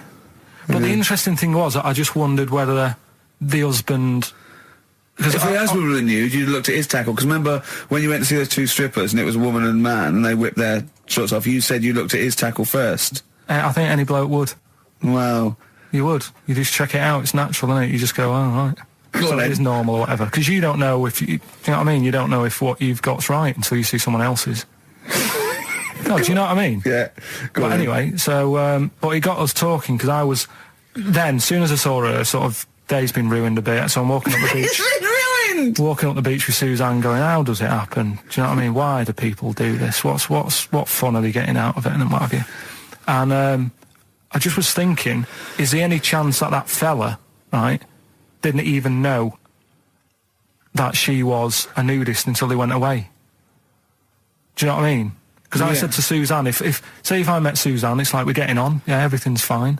Yeah. And then you go off on holiday and you go, you haven't got much luggage. And she's like, no, it's fine, this is plenty. And I'm thinking, that's weird. And then we go down the beach and she whips her knickers off. I'd be annoyed, but there's nothing I could do. Do you know what I mean? Sure. So I'm just wondering whether that's what happened to this fella. Every time someone came walking up, he was like, oh, God, this is embarrassing. And he kept nipping off. Yeah. Finding something else to do. Look at some shells. So I'm wondering, Rick, if at some point, maybe today or in future shows, we should get a nudist, you know, one of those official nudist spokespeople, you know, because all these nudist organisations, get them on the phone, justify themselves to Karl, because, you know, in his mind, they are, what would you say, weirdos, freaks? I don't quite get it. I was reading something in one of the supplements last weekend, and some journalist went round to some, whatever you call it, some resort or whatever for nudes and that. And it's Were just... Were they playing volleyball? Well, the annoying thing was, bowls. Why is that annoying? Well, don't play a sport where you got to bend over. Talking of campaigns and things and that, did you see Sir Bob on Jonathan Ross last night? Sir Bob Geldof. Sir Bob Geldof. Yep. Are you going to walk to Edinburgh or sail to France, Karl? What do you think of all this? The G8? I think it's good that, you know, he's doing some stuff for the world and what have you, but probably won't bother. No. I'm going to walk. What do you make of all this campaigning? You know, he's dedicated his life to this now, hasn't he? Yeah. I mean, it's interesting. I was watching him last night, and I respect the man. I mean, he used to work here, didn't he? Did some shows and that. Mm-hmm. It's good. It's all right that he can do it, but... I assume that's not why you respect him. I assume you respect him because he's trying to save a nation, as opposed to used to work in XFM for a while. Yeah, I know, but I'm just saying it's good that he's given up a lot of his time to, you know, try and save the world and that, but, you know, there's a bit of me that's kind of like, you know, is he wasting his time a bit? Right, well, what do you mean wasting his time? Well, he tried it before and... No, wait. What he's trying to say is that the G8 are I think the 7 most rich, wealthy nations in the world, and Russia, and they get together and they can wipe out the third world debt. I.e. they owe us billions and billions of pounds, they can't afford to pay it back. So he's going to say, let's wipe the slate clean and pledge, I think, a lot more aid and stuff to them, isn't it? Mm-hmm. So what do you think of that? But won't they just do it again? Right, what's you thinking? No, I knew I had a little diamond in the rough here. I mean, obviously, you know, I admit I brought this up because I really wanted to know what Karl thought of it. Sure. Yeah, I had ulterior motives. It wasn't just for awareness, for the very worthy cause. It was because I know. Look at him looking at me. Look at him. He looks at me like a cat. Honestly, it's like there's nothing behind those eyes. Right? What do you mean? They're just going to run up the debt again, you think? Well, what I mean is, right, when I was a kid, right, and I wanted to go to the arcade, I'd borrow £1 off my mum, right, and she'd say, don't come back asking for more and what have you. But I'd have a go on a pinball machine or whatever, game on a fruity, and then go back, and she'd go, can I have some more money? And she goes, I gave you £1 before. And I go, I know, but I'm on holiday. And she goes, there you go then. And then I go off and do the same thing. I didn't go, no, I wasted the last one, I'm going to pop this in the bank. Right. So you think that's what's going to happen with? That's a nice continent? metaphor. So what do you think happening there? As the Africans are blowing it down the arcade. Instead of putting it towards a fishing rod, they're blowing it down the arcade. I'm trying to win a watch. Look, I've got 100 goals. I think this thing is dodgy. Yeah. I'm trying to win a fluffy toy. Bob's saying you're never going to get the Snoopy. You're never going to get the Snoopy. It's always going to fall out of the little claw It's before it rigged. gets to The the top. claw is not strong enough. Yeah. Do not waste it. No, Midge. Midge, you have to write a song. Write another song, mate. They've blown it down the arcade. Brilliant. How you doing, Karl? I'm alright, yeah. Another holiday? Well, it wasn't holiday. Wasn't holiday. Well, it was. You had 5 days off work. Why isn't it holiday? You had 5 days not working for a living. You know how many days holiday gets a year now? 29. Oh, that's more than teachers, isn't it? It makes me sick. It makes me sick. Well, I know the kind of hours you work, Rick. It's mad. I mean, if you're not in work by midday, you're furious. No, but I mean, I'm always... 29's normal for the normal working person. Yeah, but, you know... And anyway, it wasn't a proper holiday. I went to see my mum and dad. It's nice to see them and everything, but it's not holiday, is it? Why? It's not going away. It's not getting on a plane, is it? Going away. Oh, is that definitely a holiday? What happened before 1950? I don't know. People used to go... Yeah, exactly. People used to go to Blackpool or Brighton. That was holiday. Yeah, but I didn't Where did you go? Went to Wales. There you go. Lovely holiday. Lovely holiday. Have a holiday in Wales. That's what they say, innit? Come to Wales and have a holiday. That's what they say, innit? So come to Wales and meet your parents. Come to Wales and have a lovely holiday. Karl, I got a little email via my agent sent from someone here, okay? Sent from someone at XFM, okay? And I won't say it was, she just said, I thought this might be good for Ricky to use on Saturday. And obviously what happened is Suzanne has sent you an email in the week. It was Wednesday. And you've returned it, but I think you've returned it to the wrong email address. You returned it to someone here who, of course, immediately forwarded it to my agent for ridicule on the show. Don't panic. It's nothing that bad. Okay. It's an email from Suzanne talking about your tea that night. Was Suzanne out on Wednesday night? Was the an England game or something? Yeah. So you were alone. You were home alone, were you, Wednesday night? Yeah. Did you enjoy your meal? Was it a quiche? Go on. Right. From Suzanne to Karl. Take the quiche and put it on the baking tray. Cook for 30 minutes on 190. Take lettuce and put on plate. Take 3 tomatoes, wash and chop into quarters. Place on lettuce. Take an avocado, chop in half. Remove the stone. Peel skin and slice. Place on salad. Put salt and pepper on and a dribble of olive and balsamic vinegar dressing. Right? In brackets, small bottle behind the cafetiere. Right, in case he's reaching for bleach. Yeah. That's it. Should have put everything else away. Right? Then sprinkle a smidge of parmesan on top. Remove quiche from oven, cut into quarters and put on plate. Eat. Oh, wow. Does she have to do that every single time she's out? No, it's just that I'm not that good at cooking, right? And to be honest, that was a lot of hard work. I didn't bother warming it up. And I did without the avocado. Why? Too much messing about. He didn't even do that with instructions. It was too much. But yeah, I'm not that good at cooking. And That's not cooking though, is it, Karl? That's heating up a slicing. quiche. That's cooking it is making the quiche. Yeah, but I'm just. Could you have figured that out if she hadn't left that note for you? Why did she have to tell you what the olive oil and balsamic vinegar was? Because I've put sort of cooking oil on my food once, and I said, oh, it's a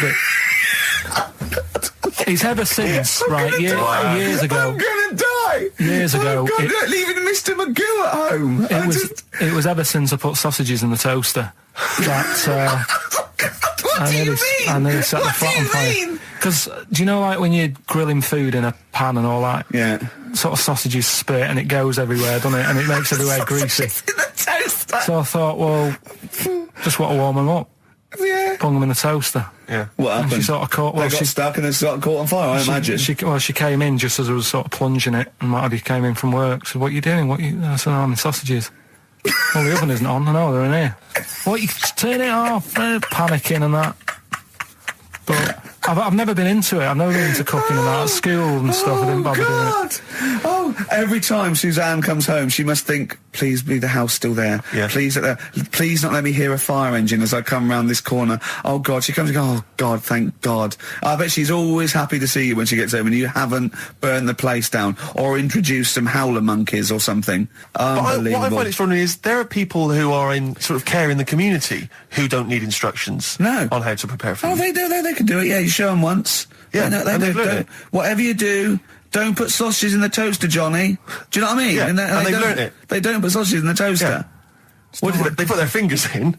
But, yeah. Karl, I got a little email via my agent sent from someone here, okay, sent from someone at XFM, okay, and I won't say it was, she just said, I thought this might be good for Ricky to use on Saturday, and obviously what happened is Suzanne has sent you an email in the week, it was Wednesday, and you've returned it, but I think you've returned it to the wrong email address. You returned it to someone here who, of course, immediately forwarded it to my agent for ridicule on the show. Don't panic, it's nothing that bad, okay? It's an email from Suzanne talking about your tea that night. Was Suzanne out on Wednesday night? Was the an England game, something? Yeah. So you were alone. You were home alone, were you, Wednesday night? Yeah. Did you enjoy your meal? Was it a quiche? Go on. Right. From Suzanne to Karl. Take the quiche and put it on the baking tray. Cook for 30 minutes on 190. Take lettuce and put on plate. Take 3 tomatoes, wash and chop into quarters. Place on lettuce. Take an avocado, chop in half. Remove the stone. Peel skin and slice. Place on salad. Put salt and pepper on and a dribble of olive and balsamic vinegar dressing. Right? In brackets, small bottle behind the cafetiere. Right, in case he's reaching for bleach. Yeah. That's it. She had to put everything else away. Right? Then sprinkle a smidge of parmesan on top. Remove quiche from oven, cut into quarters and put on plate. Eat. Oh, wow. Does she have to do that every single time she's out? No, it's just that I'm not that good at cooking, right? And to be honest, that was a lot of hard work. I didn't bother warming it up. And I did without the avocado. Why? Too much messing about. He didn't even do that with instructions. It was too much. But yeah, I'm not that good at cooking. And Did you that's not cooking though, is it, Karl? That's heating up a slicing. quiche. That's cooking it is making the quiche. Yeah, but I'm just. Could you have figured that out if she hadn't left that note for you? Why did she have to tell you what the olive oil and balsamic vinegar was? Because I've put sort of cooking oil on my food once, and I said, oh, it's a bit. It's ever since, right? Years ago. I'm gonna die. Years ago, leaving Mr. McGill at home. It was ever since I put sausages in the toaster that. What do you mean? I nearly set the flat on fire. Because do you know, like when you're grilling food in a pan and all that? Yeah. Sort of sausages spit and it goes everywhere, doesn't it? And it makes everywhere greasy. In the toaster. So I thought, well, just want to warm them up. Yeah. Bung them in the toaster. Yeah. What And happened? she sort of caught. Well, They got stuck and it's got caught on fire. I imagine. She came in just as I was sort of plunging it, and what have you, came in from work. Said, "What are you doing? I said, I'm in sausages." Well, the oven isn't on. I know they're in here. What, you turn it off? Panicking and that. But I've never been into it. I've never been into cooking and that. At school and stuff, I didn't bother doing it. Oh, every time Suzanne comes home, she must think, please be the house still there. Yeah. Please not let me hear a fire engine as I come round this corner. Oh, God. She comes and goes, oh, God, thank God. I bet she's always happy to see you when she gets home and you haven't burned the place down or introduced some howler monkeys or something. Unbelievable. What I find extraordinary is there are people who are in sort of care in the community who don't need instructions on how to prepare food. Oh, they do. They can do it. Yeah, you show them once. Yeah, they and they've learnt don't. it. Whatever you do, don't put sausages in the toaster, Johnny. Do you know what I mean? Yeah, and they've don't- learnt it. They don't put sausages in the toaster. What did they put their fingers in? But, yeah. Right, Karl, it's a questionnaire about happiness. Oh yeah. There's one person... Well, that should answer it right where. The first question, Carl. On a happy scale of 1 to 10, where are you on the happy scale? Is it at this moment or in general? Well, I would say generally. Okay. Yeah, but you don't always have to I mean, I think I'm happy in that, but I don't always show it. You never show it. No, but it doesn't mean I'm not happy in that. Like, I'm alright at the moment. I'd say I'm probably on about an 8. I was probably at about a 9 when I woke up, right? And then, sort of fell out with Suzanne over a haircut. Yeah. Right? She went for a haircut and came back with something that I didn't like. Sorry, what did you say? So when your girlfriend walked to the door, she had her hair done, you said, I don't like it, alright? She could tell by the look on my face. But don't you say, no, I'm happy with it, I just can't tell. I'm loving it. Because then she won't have it done again. Oh, Carl, I just cannot get over you. I really can't. No, but you haven't seen it. Right? Oh, So then I was fed up, but then I thought... Sorry, what authority have you got to talk about haircuts? Yeah, you had officially from a barber in Manchester above a railway station in a shack, it was £2 a cut, told you have the hair of a Chinaman. Well, you wish you had the hair of a Chinaman now, you got no hair. You're a little bald mank with your mouth open, so don't... Is she listening to this, Suzanne? Sitting at home with a woolly hat on? I don't know. But she knows now, doesn't she? What did you say? What words did did you you do say? about it, I though? just said you look like someone out of Slade. Interestingly, that's what I look for in a girlfriend. Oh, God! Which one of Slade? That one with the funny... Not Dave Hill. Yeah. The one with the crooked fringe and the goofy... She had her teeth done as well, did she? She had 2 front teeth put in. Dumper. So anyway, So prior to that, you're on a 9. Then you saw the haircut, you're on an 8. Yeah. Yeah. And Now then, what are you on? I'm probably on about a 6 at the moment. Why? What's happened? Well, while Star Sailor was on, bit more head squeezing going on.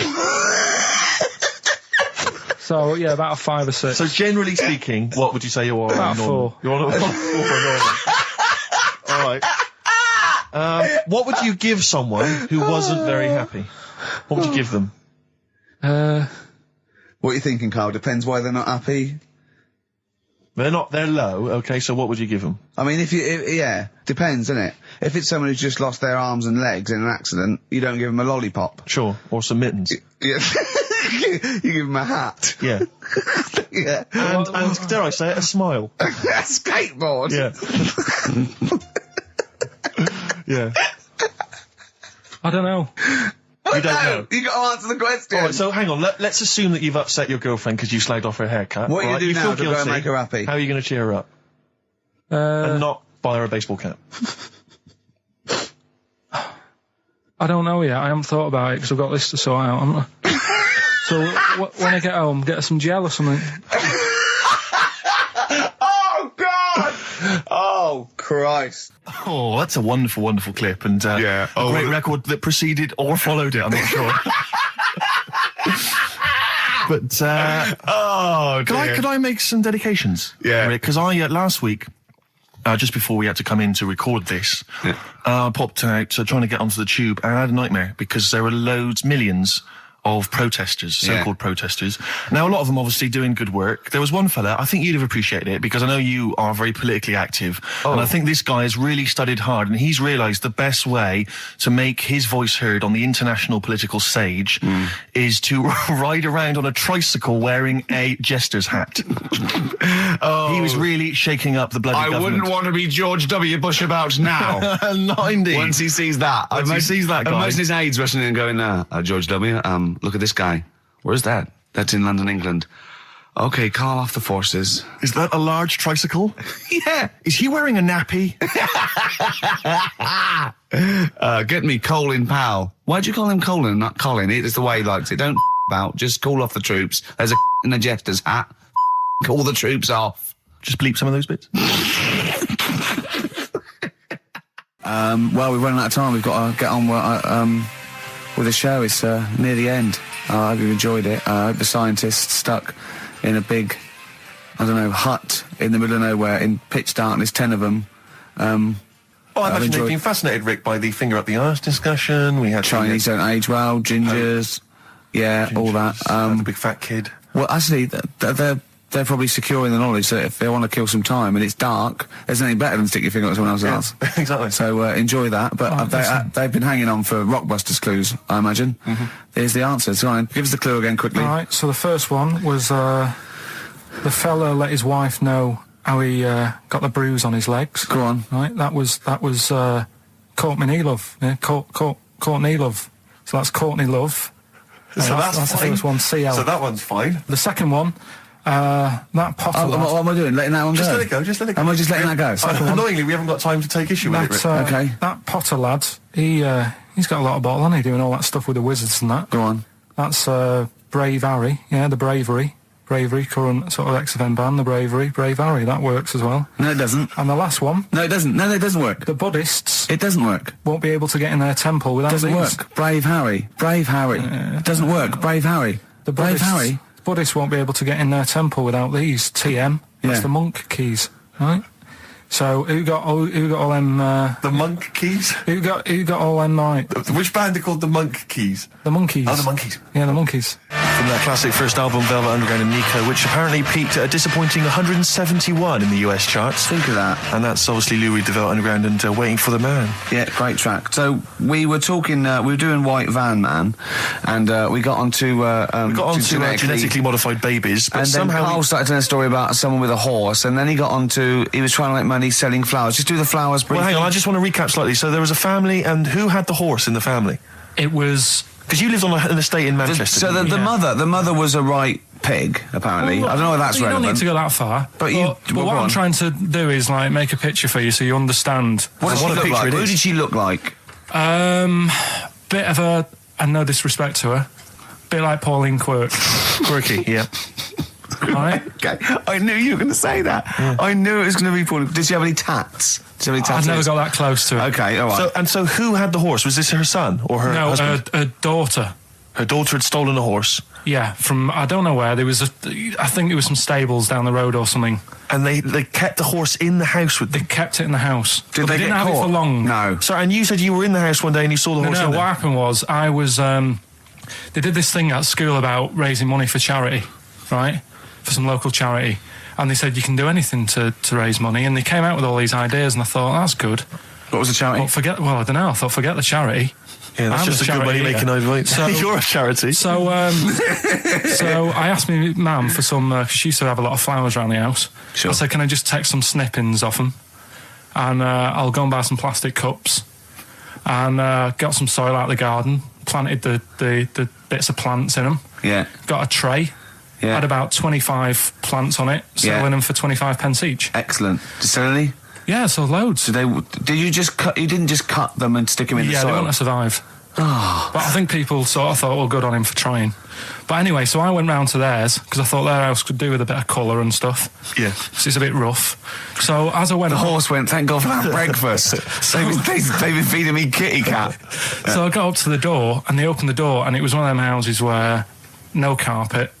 Yeah, a horse in the living room. You know. We've all been there. And the horse was walking around the living room. Oh. I looked quite happy and everything because I always say that about animals. Black Beauty right? was on. Yeah. Well, think about it, right? If you were a horse, where would you rather be? In a little wooden hut with a load of hay, or in like a house with a Central heating. 3-piece suite and a telly and that? Here's another dilemma for you, a quick one from Kate. She says that she's a single woman, she's 6 foot tall. Recently she's found herself being approached by men of, let's say, restricted height, and she's not desperate, but is it ever acceptable in her, she wants to know now, is it ever acceptable for a taller lady to go out with a person of restricted growth? What do you think about that? If you see that on the street, do you think it looks bizarre, do you think it looks odd, or So a should she just go 6 with foot it? woman with Someone of a dwarfish persuasion. we can't say sort of that or the midget word, but You I can't mean say that, no, that's as a true. little fella. Yeah. Is that, so there's a noticeable difference in their height. Is that ever a problem, do you feel? She's 6 foot, he's 3'4". Yeah. If I saw it, I'd just think she's doing it. Okay, let's not do this now. No, come on, she's doing it what? Oh. No, for attention in a way. Because there's loads of other people. I told you, Steve. Yeah, Okay. I know, but I'm just I mean, is that serious? I think so. Well, I mean, if it, whatever makes you happy. Please don't ask Karl No, these but sort do you know of what I questions. mean? If it makes her happy, then do it. But in a way, you're not going to have a normal life. Oh, God. No, but you're not, because they're going to get stiff. I'm There's no so point bringing sorry. trouble onto yourself. Karl does not necessarily reflect the opinions of the Anybody management. else in the world. Hold on. This woman, she doesn't live in a forest in a little cottage, does she? She hasn't got long black hair and wears a sort of... She says the guy she's going out with is a miner. In Really? a crystal mine, yeah. And he just sings all day on his way Has to he work. got 6 mates? Apparently so. Okay. I'm Ricky Gervais. Hello there. You're Steve Merchant. I am indeed. Karl Pilkington over there. Big day today. Really? Yeah, for Karl. He hasn't been looking forward to it. He's been whinging in the week. A couple of things. He thinks he's overworked. He thinks he's overworked here, and he's stressed, and he's got to do DIY. MTV are coming in right, to give him the chance of his a lifetime to do just a little screen test, and he's going, well, I'm not going to look good, am I? They're not going to have a why. He said, well, I've got a round head and I'll be wearing headphones. And he's not made an effort. He thinks, oh, they'll put him off. He said, they won't even press record. He's got a spot on his head. I mean, you know, Karl, also you're not looking forward to it. You're not excited about it. It's a great opportunity. Why is it a great opportunity? to get on MTV. No, but It's money for old rope. Yeah, but look what's happened to people like Jeremy Speak, whatever his name is. And all Jeremy that. Spake, yeah. Yeah, and Yeah, slightly different. why is it? Well, See? you're making it in the industry, and you've got something to give. He happened to be around when they were filming an airport. Do you see the difference? All right, the other one then, who's on a boat. Same thing, she's although at doing least she had a incredibly well. skill. She had a skill, you know. She can sing, you know. Well, it's just. I think it can all go wrong. Do you know what I mean? Of course he can. So can sitting in your little room moaning about nothing happening in the world. You know, he wanted to stop educating Ricky because nothing happened. He said, look what happened last week. I scoured the net. He said, all I found was a dog in a car wash and a parrot and a vicar. Right? I'll tell you what, there ain't much more going on this week. We're talking... listen, me and Steve, yesterday, we took a day off to prove you wrong, and we've come up with two of the most incredible things I told you about, and they're amazing. So there are things out there. Always, but just go for truth. Go for truth and science and discovery. Fact is stranger than fiction. You don't have to revert to sort of like God and ghosts. I know, yeah. Do you know what I mean? But the funny thing is, you know, like... The last couple of weeks I've been saying there's not much going on. Yeah. I found out when I was looking that there was a day in 1930, right? It was a Good Friday. There was no news. There was nothing going on. They had to put a music video on or something on the telly because there was nothing going on. Play a record. We're going to play some classic tracks today. This is Debaser. Pixies, Debaser. I was looking forward to playing that. Came and said, Karl, I'll play that. I was looking... he put it on. Lauren just called through and said we played that in the last half hour. Embarrassing. Yeah. So It's really what is the embarrassing. point of having a producer if he doesn't check things out? So, I mean, it's a good track. I mean, I'm sorry if you heard that twice in the last hour. Go on, So what go I'm on, going to do is listen listen to everything all the time. I've been running around. I get in early on a Saturday. We got in about the same time as me. I went out and bought you some biscuits, so you're happy. I put the coffee on. Yeah. I've sorted what prizes we're going to give away. I've been running to the library getting you certain tracks. Yeah. I can't listen all the time. I'm doing my best. Well, I'm not sure it's good enough. I mean, I'm worried when MTV come in, if they've heard this kind of shoddy production, they're going to start to wonder what... Is it the same songs every 5 minutes anyway, sorry, so- are you sort of overworked because you were on Zoe Ball's show talking? Oh, hello, what's going on here? Well, I thought he was exclusively on our show. No, I was in the car. I seem to remember, Rick, he was a nobody Yeah. that got a chance to come on air and talk about that. And guess now what he's getting auditions with MTV. Guess what he was talking about on Zoe's show? Oh, hello. All the jellyfish stuff and all that about Can't getting believe stoned. it. Recycling material that you've done on this show. I phoned in, right, and I went, stop doing material as Zoe's boy. He just hung up on me. Well, I had a job to do. Who do you think you are? Your Look, ego has just gone through the Hang on a roof. minute.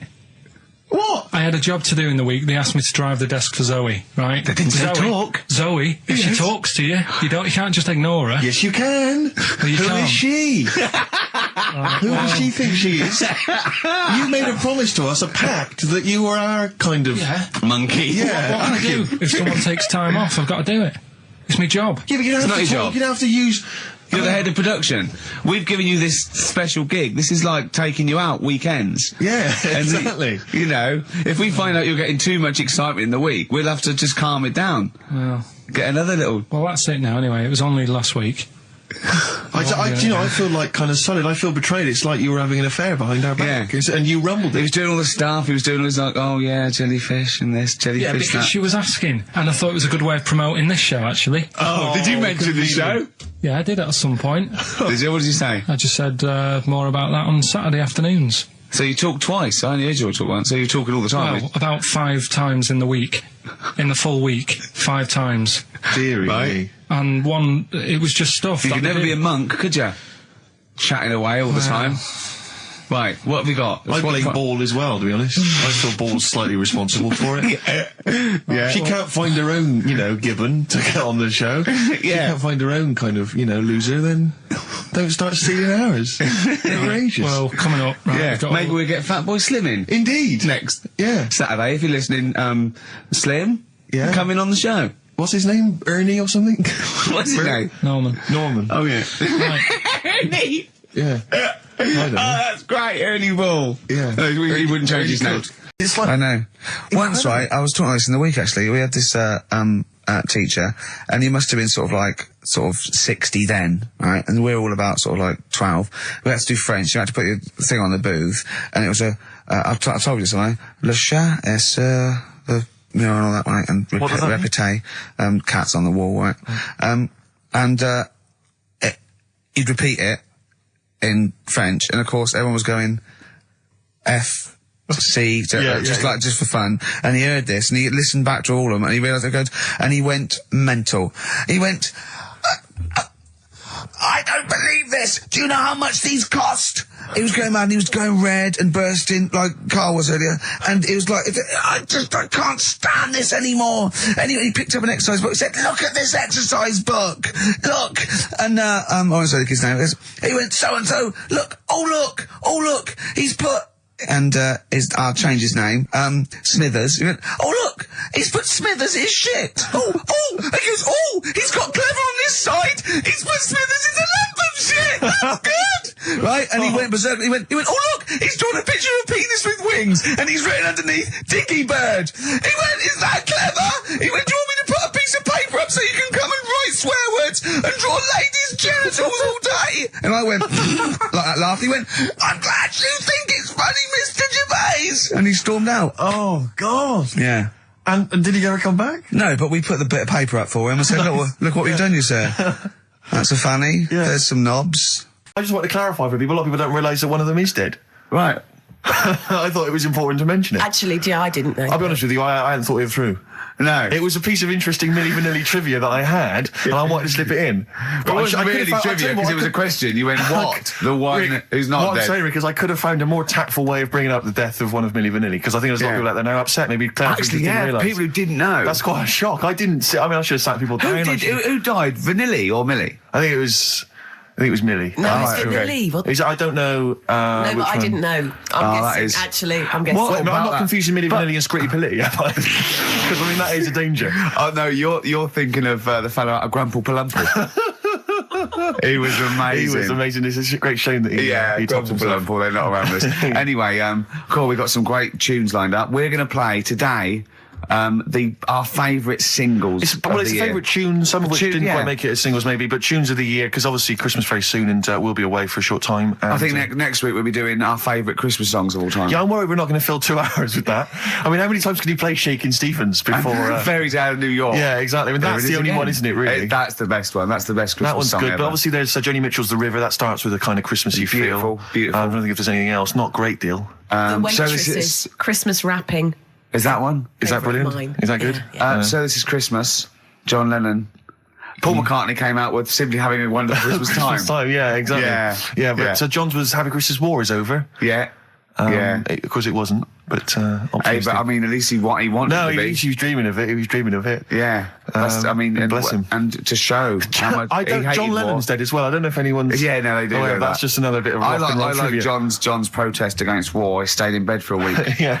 I've been doing that. I've been protesting against war for ages. Yeah. I'm eating hamburgers absolutely. against war. Absolutely. I just go into Burger King on the way here. I went to the counter. But of course, that's not product placement there. And there's a number of other burger joints that people may wish to go to if they choose. McDonald's. Yeah, McDonald's. But I went into Burger King because it's close. It's convenient. It's convenient, but then often McDonald's will be convenient. Convenient. McDonald's is just convenient. Depends where you are. Just as convenient depending where you are. And I said, can I have a cheeseburger and small fries? Take away, please. And he recognised me. He went, I've seen you on telly enough, one. Yeah. He went, there's your meal. So I went, thanks. He winked and went, I'll put large fries in. Brilliant.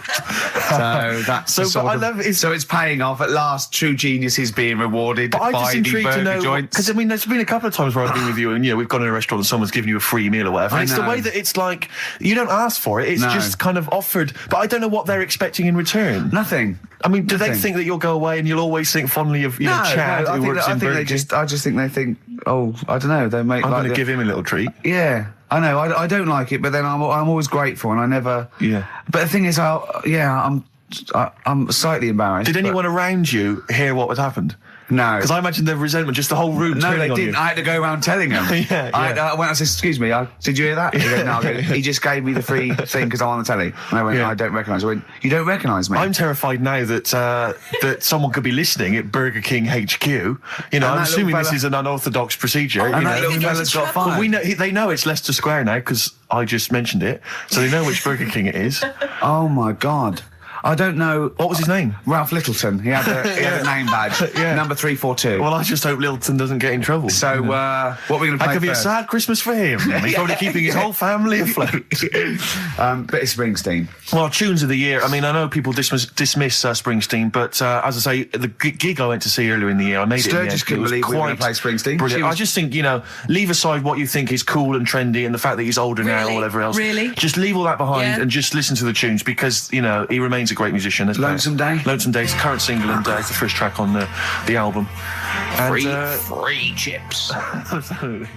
It angered me that is there a lot of cheap housing in Leeds? Would that ruined it for him? But it just was. I assume maybe she was squatting or something. But it was like, and it just depressed me because it was like, not only is he homeless, but he's got a homeless girlfriend. But the homeless people are finding love. Yeah. Do you mean that's really depressing, Karl, isn't it? Unless they both became smackheads together or whatever. No, Karl's found love on the street before, haven't you? How's it going with your bird, Karl? Are you married? No. How long have you been out with her? Going out with her? 7 years. Because you're quite a simple man. Yeah, you're sort of a simple. In a nice way. Ways. I mean, you're like Helen from Big Brother. Yeah, you're sort of nice enough, but I look normal. Well, yeah, you sort of do, but you could be one of those that just suddenly go mental with a pen. Yeah, do you know what I mean? Stab people through the eyes. Yeah, you sort of look normal. But if I wouldn't really want to wind you up to a point of frenzy. How did you meet your girlfriend? Through work. What, through her work? What, you phoned up and said you worked at the same place. Oh, you're right. Yeah. You're quite an enigma, aren't you? Could you give us more on that? At work, you met her at work. What, she came in selling sandwiches? She was going through the bins outside. What do you mean you met her at work? Why are you having an attack on me? You're the one who's sad and lonely. No, he's done you again. Yeah, but what I thought was interesting was I just scratched at him and he just went mental. Yeah, no, it's like a bear caught in a trap. It's funny, isn't it? You'll never learn. Karl. No, I was just interested to find out what the story was because it might be a really romantic story. Well, it's not. All right, jeez. I love the fact he doesn't want to talk about his love affair. I was thinking about you in the week and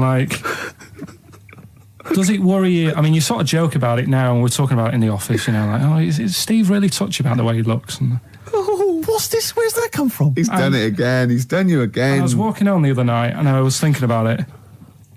And do you worry that when you're old you will be on your own? You did start it though, didn't you? Well, Karl, I'm glad you brought this up.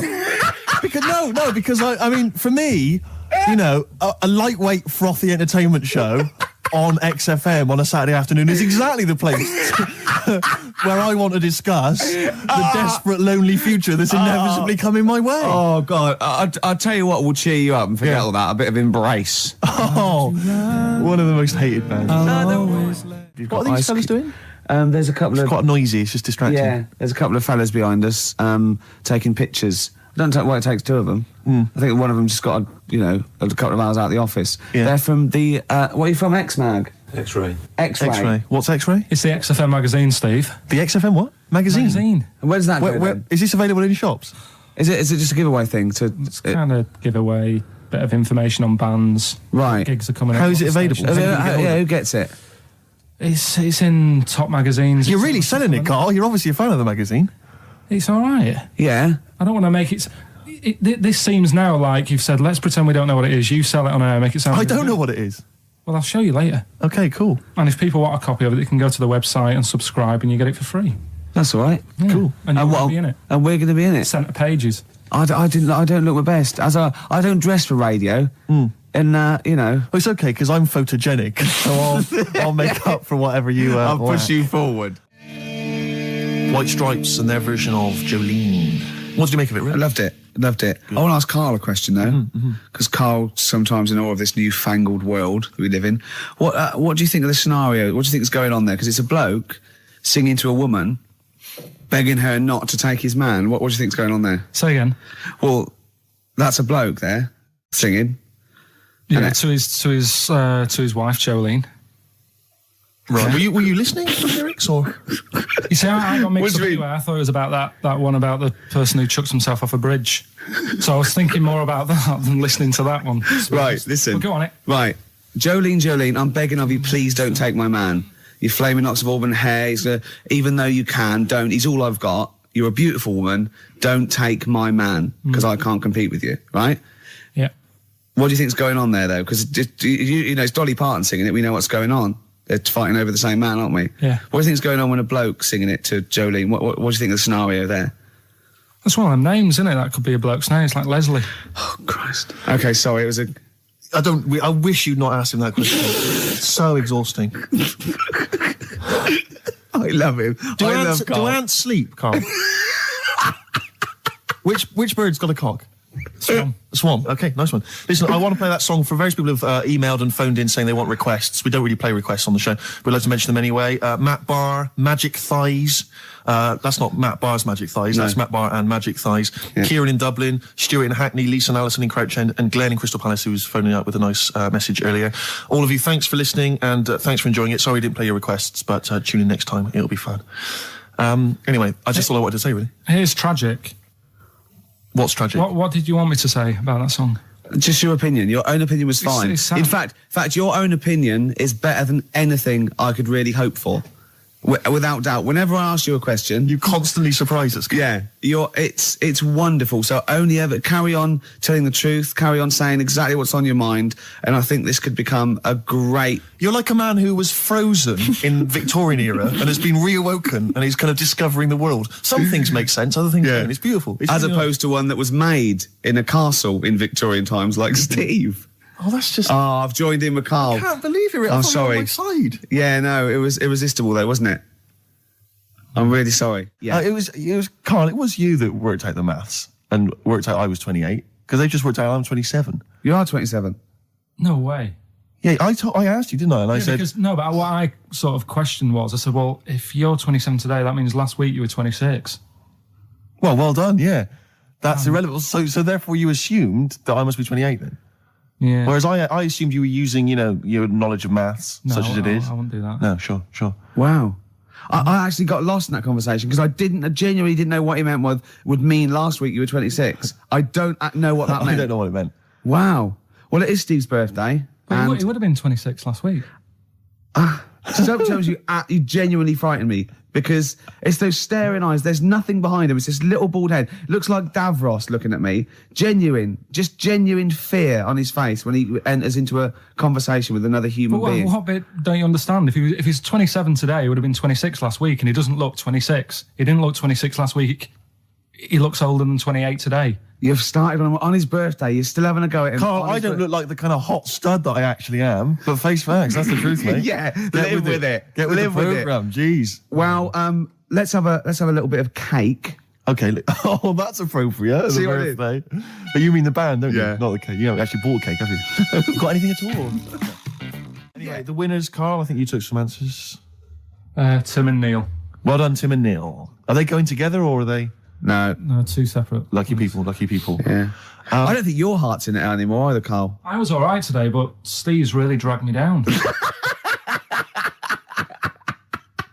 Well, let's... Wait a minute, I just need to know why. No, do you know, like, Yeah. people are being miserable around you? Yep. I was full of beans when I came in. Yep. Yeah, but you got to remember last week you were really miserable, and that really wound me up. Yeah, because he was having So to do it's stuff. around, Because, you know, he'd been let down and they were worried about the last next week show. you were in a terrible mood. Yeah. Look at me like you were. songs. I wasn't like going off and lying on the settee, looking ill, talking in that voice. Oh, he's done you again. I said, just now, being quite friendly. Yeah, Carl, Steve. Carl, have you ever tried to get into the Monarch for free? Because I'll be honest, mate, it's not going to happen for you. Come out with me, mate. You got a quid off. All right. When you can get in places in Camden for free. Yeah, I'm all right. Yeah. Oh, yeah, he's done you. Right, now it's time for Song for the Lovers. Now, this is one of my favourite songs of all time. You'll know this song better done by... That was nearly a sentence. Oh, come on, that was nearly a sentence. What's his name? Glenn Campbell. It's Galveston. Oh, yeah. This is the man who wrote it. This is the original. This is Jimmy Webb. Oh, yeah. With Galveston. From what I can work out, I think it's about a bloke who goes off to the Vietnam War and he's missing his bird. And I've brought it down, haven't I? I've brought it down a tone by saying bird. It's a beautiful song. It was irony. Just play it. Galveston. It's beautiful. Yeah. This is the reason, because actors are often quite handsome people, but yet they're always quite obnoxious. We are. No, I mean, they're normally quite obnoxious, Rick. Again, you know, you're a good example of that. And yet, I think it must be the small man complex. That's what makes them so obnoxious and so kind of desperate for attention. Didn't realise it before. Steady on. Because, of course, I tower above everyone.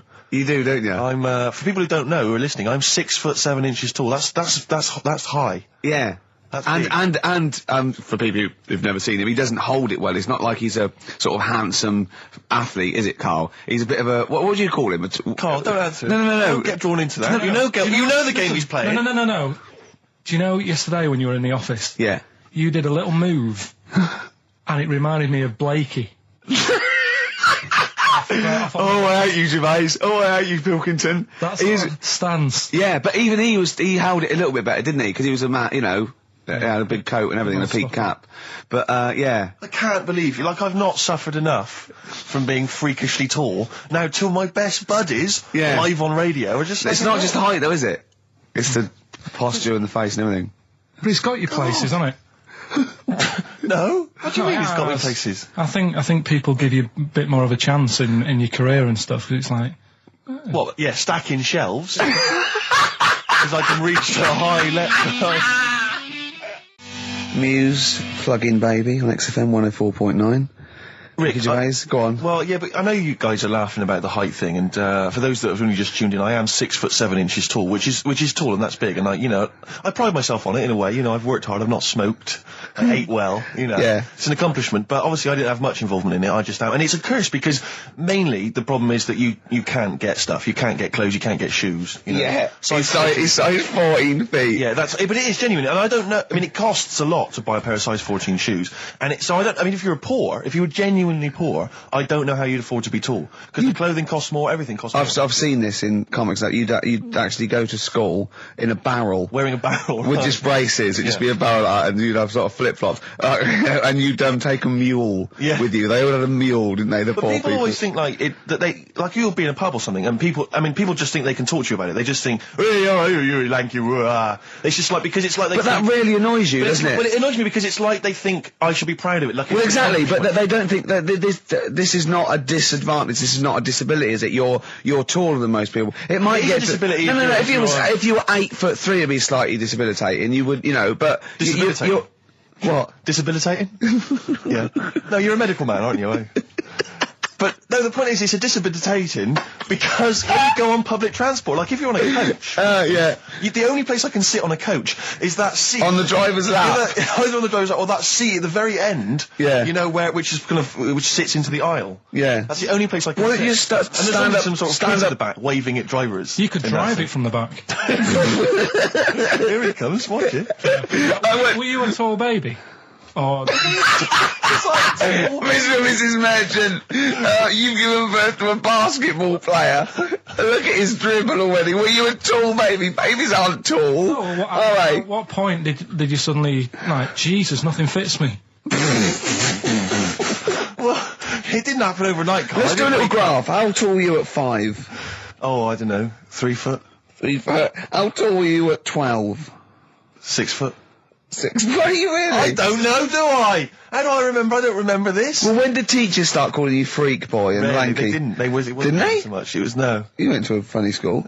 I went bowling with him once. So I'd never been bowling before, and he'd been once before. And he went, "Let's go to this bowl." We went to a bowling alley, right? And you have to wear these special shoes. Now they're sort of like pointed things anyway, and they're multicoloured, sort of red and green. They look pretty weird. And the woman said to me, "Oh, what size?" I said, "Oh, 8. She went, "Yeah." "What size are you?" He went, 14. She went, 14. He went, "You probably haven't got them." She goes, "Yeah, I think we have got one pair." And she put them on the table, and it was like Krusty the Clown. And I just started laughing. They looked so long, and he had to run round this bowling alley in these freaky clown shoes. But they don't look freaky clown like when I'm wearing them, because the rest of me is in proportion to it. It looked like a little wall bracket. One of the worst things that happened to me was when I was like, I don't know, when I was about 16 or something, we went to, it's a fire there's a fire alarm going off. There's a fire alarm going off. And the fire light's going off. Yeah. Should we not just maybe play a record and go and check that out? Wrap it up if you want. No, not wrap it up. Play a record, I'm gonna go. No, it's gone off, Rick, it's gone off. Oh! What, we might have burned down! Yeah, I think we'd know about it. The flames licking around our ankles would be a clue. God. I'm gonna go and investigate. You shouldn't ignore a fire alarm, did you? Blimey. We're entertaining the nation. Oh, look at him, he's scared of fire! What do you mean?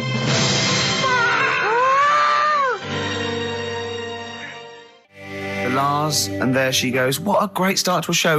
We've had 20 minutes of some of the best banter, chatter and music and anecdote anywhere on the dial. You're damn right. High five. Yeah. Sweet, man, sweet. Oh, what are we talking about? Well, I love that track. It's lovely. They've got a bit of the Liverpool gene pool, haven't they? That sort of doddy.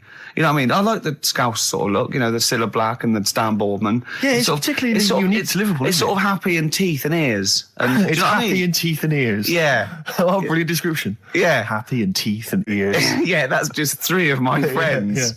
Yeah. Now, we've got a great track lined up, haven't we, Karl, that I brought in?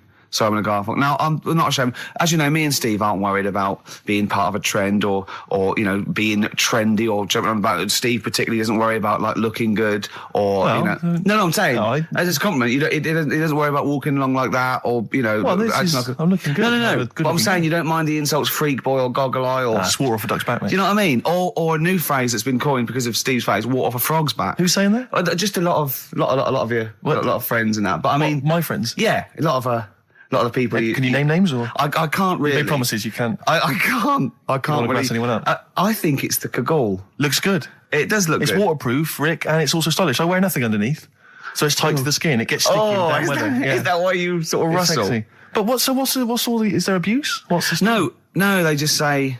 Because I'm a pretty trendy guy, but I, as you say, I cut my own trend. You know, I make my own style. Oh, dear. So just go back to insults briefly. Go on. You know, saying. Oh, no, see, that's... Goofy, that's not fair. No, because that's what he said, it's in my head. What do you mean he said that? When did he say that? No, I mean... When did you call me goofy? No, he didn't. He said about what's in the head. Hey, no, when it's... come on. Come off it. Don't Who's start. calling me goofy? No. I'm not even goofy. Goggle-eyed's fair enough. Yeah, but you can sort your look out, I can't. What do you mean I can... How can I sort my look out? I'm not even goofy. That's not fair. You've got the proper features. What? Just needs sorting out a bit. I can't help it if my hair's not good. I noticed the other day when Karl was sitting on your knee having his picture taken. It's a long story, right? He's got a completely spherical head. It's slightly too small. I'm not being funny because, I mean, you know, I'm not perfect. But he's got a completely spherical little head. He looks a little bit like a baby Hamburglar. You know Hamburglar off McDonald's? Sure. He looks like a little baby Hamburglar. And it's sort of quite put upon. It's Suzanne thinks I look like that thing in that Dulux advert. Do you know when the woman pulls the head off that? That little plasticine morph type. And then they make a new ad for it. And it's like a little head. Really? And that's your girlfriend saying it. I know. Anyway, listen, let's get back to business here. This is a great track. It's America by Simon & Garfunkel. This is where I started saying we don't care about being trendy and all that. That was it. Because I just want to mention to people that they should be very excited because it's going to be Karl's special night tomorrow. You excited, Karl? Oh, yeah. Oh, this is, me and Steve, because we were nominated, we get a guest. For the BAFTA Awards. And it's, it doesn't say guest, it actually says, partner. So I'm taking, my partner. And, Steve's taking Karl. Yeah. But what Karl doesn't realise is, you will have to pretend you're his partner, otherwise you wouldn't be able to. We'll have to hold hands when we go to the red carpet. Is this really your partner? It's not just a guest. That's how it is. And either we go in like that or we can't get in. You just have to be with him when you go up there. I mean, you have to, does he have to... We should hold hands, but I think what we should do is just to make sure that there's nothing at all that, like, it's going to go wrong, we should just do a little kiss. Just like, or be seen sort of like cheek to cheek, just to show them that, you know, you're not, he's like not Elton John and David he's not just Finnick. getting his mates in for a free meal. You are actually partners. No, I'm not up for that. Why not? Well, because we know we're not actually gay. No, but so it's not a problem. You've come out of it looking quite good because you've got a good-looking fella. But I'm meant to look like, you know, I mean, I'm not gay, but if I was, I don't think I'd go for your thing. Oh, he's done you, Steve. It's turned on you again. I cannot believe we were trying to get him. Wait a minute. I have got the cream of London's totty phoning me up, trying to get an invite to the BAFTAs, right? We have very graciously asked you if you would like to come along. Well, that worries me even more, that you've got women calling you up. Carl, I can't choose between them. If I let one of them down, they're gonna destroy them. They'll be ruined. Their lives will be ruined. It's better for me to take you and not, you know, ruin the lives of any of those poor women. When he told them he was taking you, it was like a scene from Graceland. There was just like there was weeping. They were crying. Like it was horrible. Hundreds of them, and really? He just went. And I got upset. He just had to say, "Look, just chill out, bitches," didn't you? I did. I just said, you know, you're all my hoes, but I can't choose between you. So I'm taking Karl. You know, he could get you a discount frocks. No, I had a letter from the people that there's an organisation. No, listen, Karl. There's an organisation that sponsors the BAFTA Awards in terms of clothes and fashion. They sent me a letter. They said your partner. They've not specified the sex. They've said your partner can come along and choose an outfit. Now, I suspect, by the look of it, it is a woman's outfitters. I'm thinking we could get you a lovely trouser suit. Well, it may look feminine, right? But I think people will be fooled. It'd just be a little bit roomy in the hip and probably narrow on the shoulders, but you're a bit skinny. Why didn't you take it? Because it's a lot of an insult. And maybe just some pearls as well. Be lovely. Wouldn't you? I haven't got anything sorted to wear yet. See, you're slagging me off. You're likely to end up going in a tracksuit. Yeah. You know, I'm going out today. I'm Ricky Gervais, with me, Steve Merchant and little Karl Pilkington. Getting excited because it's a special time of the week where he gets to talk about a cheeky freak of the week. Well, just get Rockbusters out of the way, right? Because I've got to put these prizes in the post bag now, so I'm shooting off. Yeah, because you've got to go early. So I don't know how you do your job. You went to Manchester, you went to Madeira, you had a day off because your trousers were wet and you had a cold, and now you're shooting down to Cornwall. You're leaving early. How do you get your work done? And you've got one job. Me and Steve have got loads of things to do. The man fast let me work. Like I said, the prize is ready and packed up. Here. No one's being affected by me shooting off early. Right? Okay. So, Rockbusters answers, got to get them out of the way a bit earlier. Right? So, here they are. First one. He's got American coins all the way down his spine. Yeah. Why would that be? Right? Initial was N. Nickelback. I got all these this week. Right. Second one, Jeremy Beadle has got arthritis. What's going on there? Stiff little fingers. SLF, stiff little fingers. Yeah. And the third one, Foxy, Shipman, and No, and a country and western singer, you said. Now, what's the initial? SD. Yeah, so Spin Doctors. Yeah, I got that. And then I said to you, why is it a country and western singer? And you said Dr. Hook. Why is it Dr. Hook? Why does that give anyone the clue Dr. Hook? A country and western singer. It's just what was in my mind. Well, there we are. There you go. So we'll change this to Rockbusters or What Am I Thinking? You could have had Dre. What's in my mind? You could have had And the Medics. All right? Yeah. Just think it through. Who's the winner? The winner, very lucky, Sandra Cassidy of Leon C. She gets all those great prizes. You know, we've actually had people emailing in saying, this is the worst Rockbusters ever, because it was too easy, it was boring. Oh. This is just, don't shoot the messenger. Oh, Other people saying, it really has run its course. Some people genuinely agreeing with Ricky. Oh, Karl, this must hurt, mate.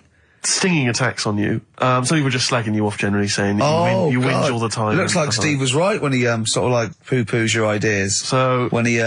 When he wheezed on your bonfire. Someone else, I swear to God, someone else emailed in and said, don't bother sending me the prizes, take them to a charity shop, or pawn them, give me the money, I'd rather have it.